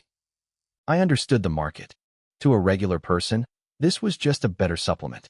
But to the big corporations, it was pure gold. If they could reverse engineer it or claim the formula, they'd own the market. It was a race for the lead. I left the underground auction house and gave Lei Zhendong a quick update. Then, I headed straight for a private cultivation room. I still had 9 bottles of the spirit turtle blood cheese soup left. That was my fuel. I planned to spend the next 2 days training until the auction started. Once the money came in, I'd buy more herbs and keep the momentum going. Inside the room, the air grew thick with steam. I downed the bottles one by one. Heat radiated from my skin as my body absorbed the nutrients. When the last drop was gone, I stood up and exhaled a long breath. I felt a massive surge in my strength. I stepped up to the combat tester and threw a punch. The screen flashed, 2185. Then, I checked my blood chi value. The numbers climbed and stopped at 16.3. A blood chi of 16.3 was incredible. I was already stronger than most teachers at my high school. I wondered if this was enough to beat the 3rd level of the arena. I sat back down, cleared my mind, and entered the mental space. The system voice echoed. Do you wish to challenge the 3rd level? Challenge, I replied. Ever since I defeated Qing Yu, I had been addicted to the progress. The rapid growth felt amazing. However, I knew the difficulty jumped significantly with every stage. When I faced the 2nd level, I was nearly a mid-rank level 1 martial artist, and it still took forever to win. Now that I was level 2, I had a chance, but I wasn't overconfident. I just needed to see what I was up against. The world shifted. A figure appeared in the center of the arena wearing ancient official robes. It was a flying fish suit, ornate, intimidating, and cold. The embroidery was intricate, marking him as a man of high authority. His frame was massive, his muscles straining against the fabric. At his waist hung a long, narrow blade, a spring breeze saber. His right hand gripped the hilt tightly. I could see a sliver of cold steel peeking from the sheath. A Jinui, an Imperial Guard, and this time, he had a weapon. My nerves spiked. This was the first time an opponent had a blade while I was empty-handed. I watched his every move, my body tensed like a spring. Suddenly, he moved. He was a blur. He lunged forward, and the saber left its sheath with a sharp, ringing hiss. The blade swung toward me in a lethal arc. I reacted instantly, sliding to the side to dodge the strike. As I regained my footing and prepared for his next move, a sudden, stabbing pain exploded in my skull. The world spun. Before I could even blink, I was kicked out of the mental space and back into the cultivation room. I sat there, stunned, rubbing my throbbing head. What just happened? He hadn't touched me. The blade was at least 3 meters away when I felt the hit. It felt like something had pierced my brain instantly. I didn't believe in ghosts. I went back in for a second try. Seconds later, I was back in the room again. Now I was certain. The Jinui was using a long-range attack. Some kind of invisible force. If I couldn't even get close, how was I supposed to fight? I spent the rest of the day at the martial arts hall trying to figure it out, but I made no progress. Eventually, I gave up for the night. It was 10 p.m. I cleaned up the room and headed back to my aunt's house. When I walked in, the smell of food greeted me. My cousin Ma Ning and the others had already eaten. My aunt, Su Qingwan, smiled when she saw me. Xiao Fan, why so late? I kept some food warm for you. Eat up. I gave a vague excuse and sat down. My appetite had become monstrous lately. I polished off about 6 bowls of rice, finishing the entire pot she had left for me. I looked around and realized my uncle, Ma Jiang, wasn't there. Where's Uncle? I asked. He's going back to work with the patrol team tomorrow, she said. He went to bed early to get his sleep schedule back on track. I frowned. So soon? Shouldn't he rest more? She shrugged helplessly. I told him the same thing, but he can't sit still. I figured it's better to let him go. I remembered our talk in the living room. He felt useless sitting at home. Maybe going back to work would help his mental state. As for money, the 50,000 credits I gave them should last a while. Once the auction finished, I'd find another excuse to give them more. After dinner, my aunt went to the kitchen. I was heading to my room when Ning crept out of his door. "Why are you still up?" I asked. He usually slept early. "I was waiting for you," he whispered. He pressed a small bottle into my hand. I looked down and froze. It was a medicinal supplement. "This is from my school," Ning said quietly. "I got it as a reward for being a top student. It's a second-generation supplement from the True Medicine Hall. It's not the newest version, but it's good. If you use it, maybe your blood chi will go up enough to finally awaken." My throat tightened. A wave of guilt washed over me. Ning was a sophomore, and his blood chi was barely at 1.0.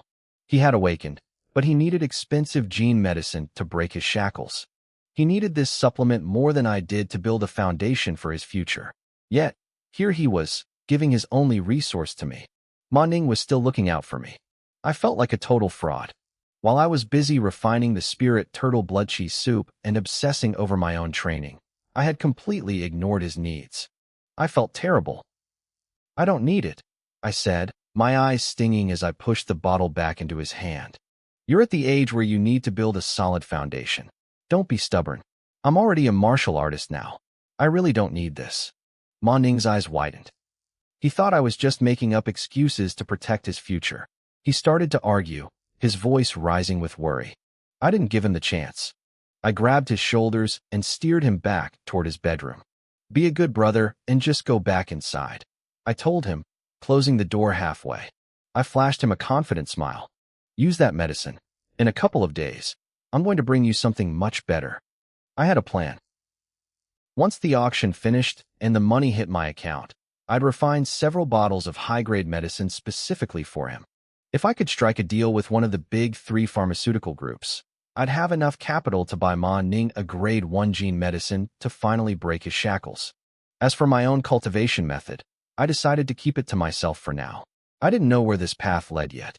Besides, Ning didn't have a system like I did. I couldn't risk his life on an uncertainty.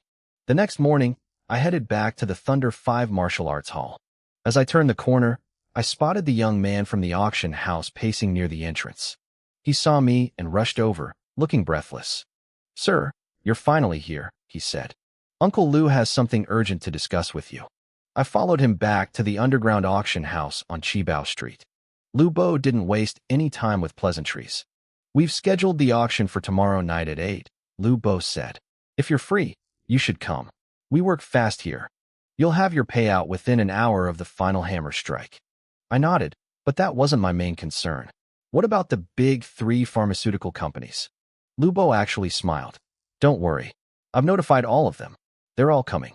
Based on their initial reactions, this is exactly what they've been looking for. They're already trying to dig up the source of the product. You're going to get a very good price, and I think you'll achieve your goal."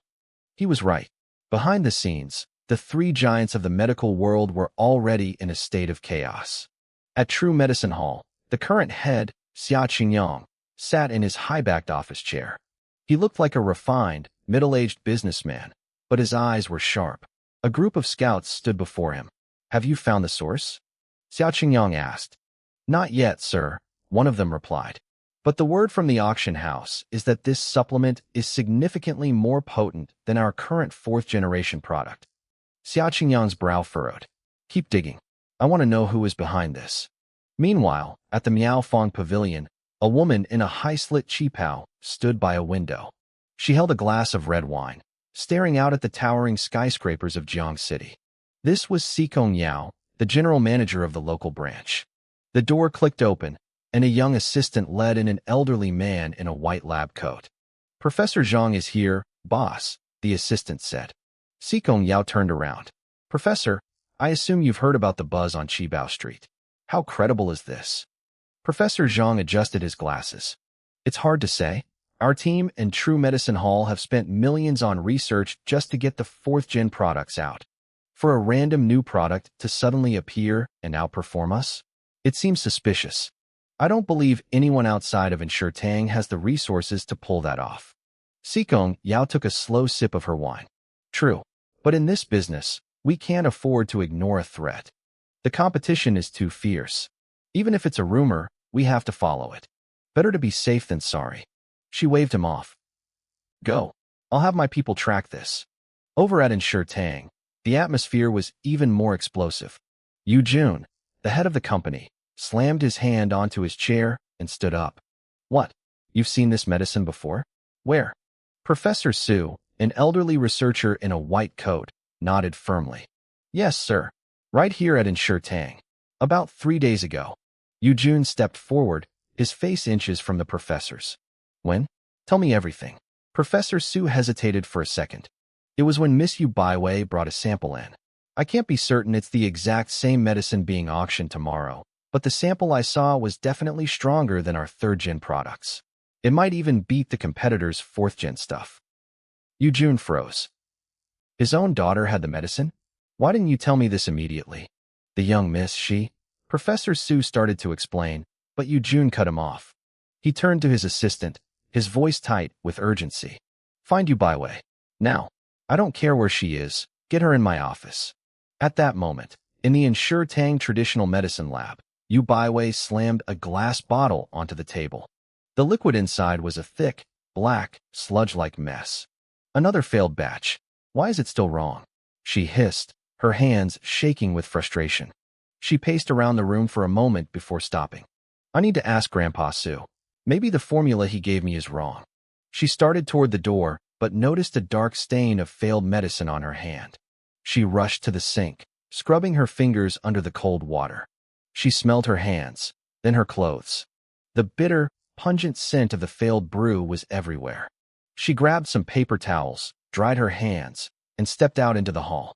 She sniffed her shoulder and winced. Disgusting, she muttered. She was about to head downstairs to find Professor Su when a servant intercepted her. Miss, your father wants to see you in his office right away. Yu Baiwei didn't even look at him. She kept walking toward her private quarters. Fine. Tell him I'll be there in a bit. But miss, he said, it's urgent. You need to go now. She stopped and glared at the servant. I need to change my clothes first. I'll be there when I'm ready. Tell him I said so. She vanished around the corner, unable to stand the smell of the failed medicine for another second. Back in the office, Yu Jun paced back and forth. 10 minutes passed, then 15. His patience was gone. Where is she? He roared. An assistant scrambled outside and ran into the servant returning from the lab. Where is the young miss? The assistant barked. She's in her room, the servant stammered. She said she had to change her clothes first. He said he would come up after changing his clothes. The servant stammered. Yu Jun's eyebrows shot up. Didn't you tell him I ordered him to come here immediately? The assistant, Xiao Si, trembled like a leaf in the wind. I told her. Yu Jun's breath hitched. He let out a long, defeated sigh. Fine. We wait. 10 minutes passed. Then 15.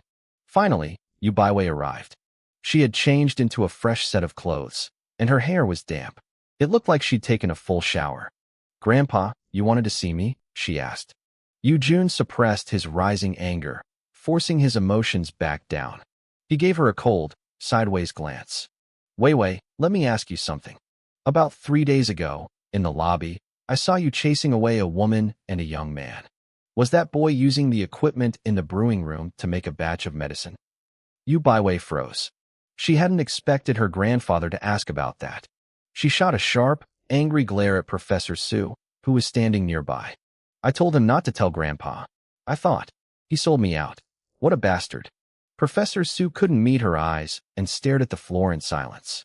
I asked you a question, Yu Jun roared. He had noticed her little look, and his voice boomed through the room. Yu Baiwei jumped, startled by the volume. Yes, she blurted out. That person. She wanted to call him a fraud, but the words died in her throat. You couldn't call someone a fraud if they could brew medicine that effective. He was indeed brewing medicine at our facility. Yu Jun took a deep breath. And then? Tell me everything that happened. Every single word. Don't leave out a single detail. Seeing that the secret was out, Yu Baiwei stopped hiding. After you yelled at me that day, I went to the brewing room to prove he was a scammer. I found a discarded bottle in the trash with some residue left inside. To check if it was toxic, I went to Professor Sue. She walked him through the rest, and her story matched exactly what the professor had told him. You know very well we are developing the 4th-generation formula, Yu Jun said, his face darkening. The moment you found a potion more effective than our 3rd-gen product, your first priority should have been telling me. Why didn't you? Yu Baiwei fidgeted, her voice growing timid. I thought, since you were looking for the formula, if I could analyze the ingredients and replicate it myself, then I would be the one who. Yu Jun snapped. He slammed his hands onto the arms of his chair and stood up. Then you would be what? The one who invented it. Do you have no brain? Do you think a potion like that is easy to make? He stepped toward her, his eyes blazing. Even the top research teams at the 3 major pharmaceutical groups would need pure luck to reverse engineer that formula. Who do you think you are? He was truly furious now. Their competitors, Zhen Yaofeng and Miao Fenggu, had already launched their 4th-generation products, and Shi Tang was falling behind, and the pressure was suffocating him. Now he found out his own granddaughter had kicked out the one person who could have helped them. She had intentionally hidden a breakthrough just for her own vanity. If it were a normal tantrum, he would have ignored it. She was his only granddaughter, after all. But this involved the survival of the family business. Yu Baiwei saw the genuine rage in his eyes. Tears of grievance began to flow. Grandpa, I was wrong. Yu Jun looked at her pitiful expression. He opened his mouth to scold her again, but he just sighed and waved her away. Fine, just get out. Once she left the room, Yu Jun whispered to himself, we have no choice. We have to go to that auction. Time flew by. Soon, it was the following evening.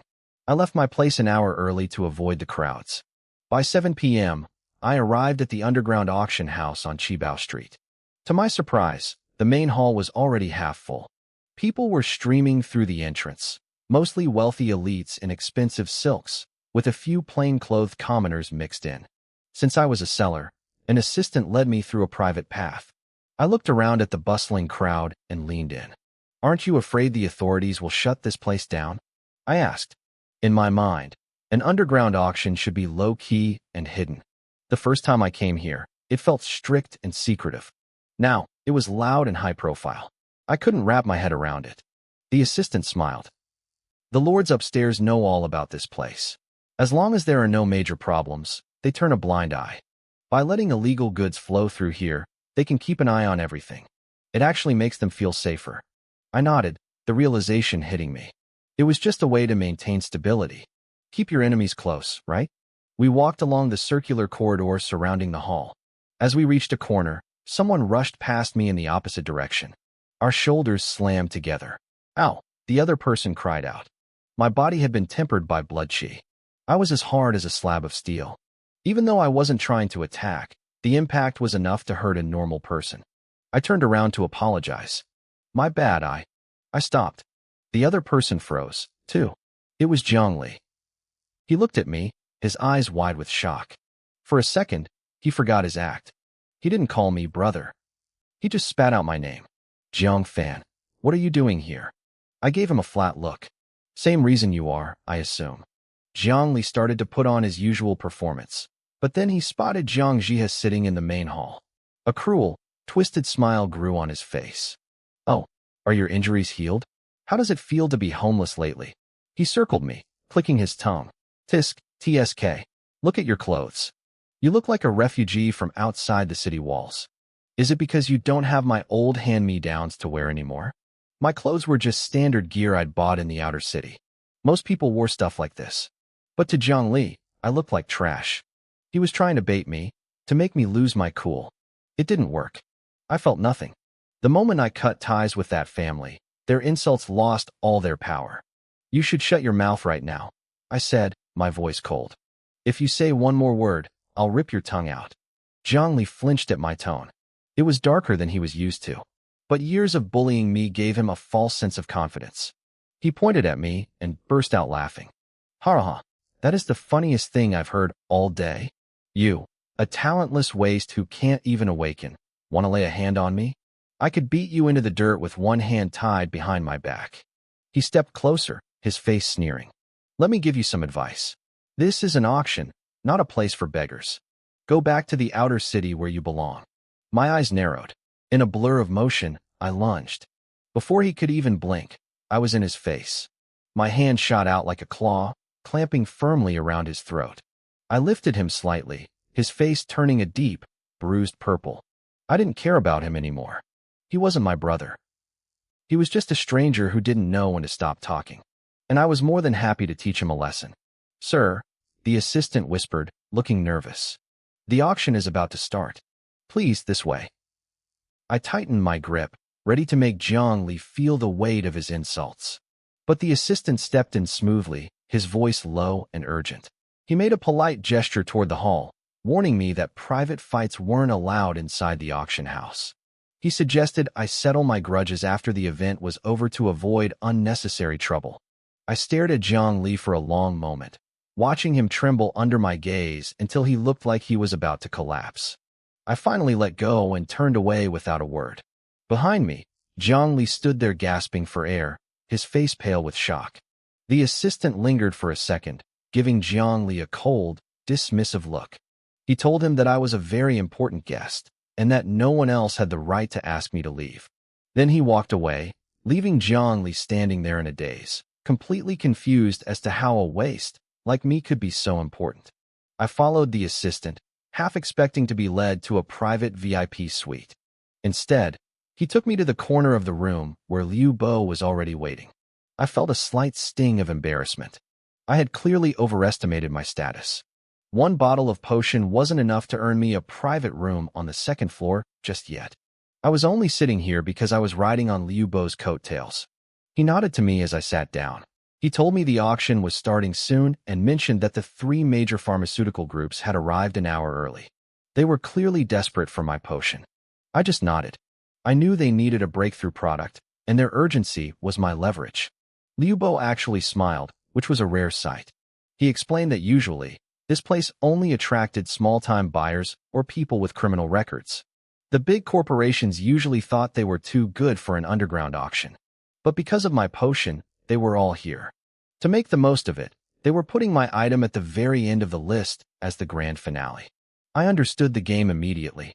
By making the wealthy executives wait, they were forcing them to look at every other item first. It was a clever way to get them to spend more money. As a reward for bringing in the big fish, Liu Bo offered to drop my commission fee from 20% down to 10%. I didn't complain. That was a massive win for my wallet. 8 o'clock arrived. The host's voice boomed through the speakers, welcoming everyone to the night's events. Liu Bo stood up and signaled for me to follow him to a table by the window. From there, I could see the entire hall below us. It was packed to the brim. I asked if the pharmaceutical groups were sitting in the crowd, but Liu Bo shook his head. He pointed to the booths across from us, where I could see the faint silhouettes of people behind the glass. He told me that VIPs get special treatment. If they were comfortable and happy, they might spend enough in one night to cover the auction house's entire monthly revenue. I was stunned. I didn't know the exact numbers, but a month's worth of profit in a single night was an insane amount of money. The host finished his opening speech, and the first item was brought out. 2 large men hauled a heavy crate onto the stage. When they opened it, a small tiger cub lifted its head, looking weak and exhausted. The host announced it was a Vajra tiger cub, only a month old. I stared at the creature in shock. It was a level 2 beast. I asked Liu Bo what the point was. It was too small to provide much meat or essence, and it seemed like a waste of resources. Liu Bo looked at the stage with a cold, flat expression. He told me people didn't buy them for resources. They bought them to keep as pets. I was baffled. I reminded him that raising beasts privately was against the law. Liu Bo just laughed. He told me that just because something isn't allowed doesn't mean people won't do it. That was the whole reason the underground auction existed in the first place.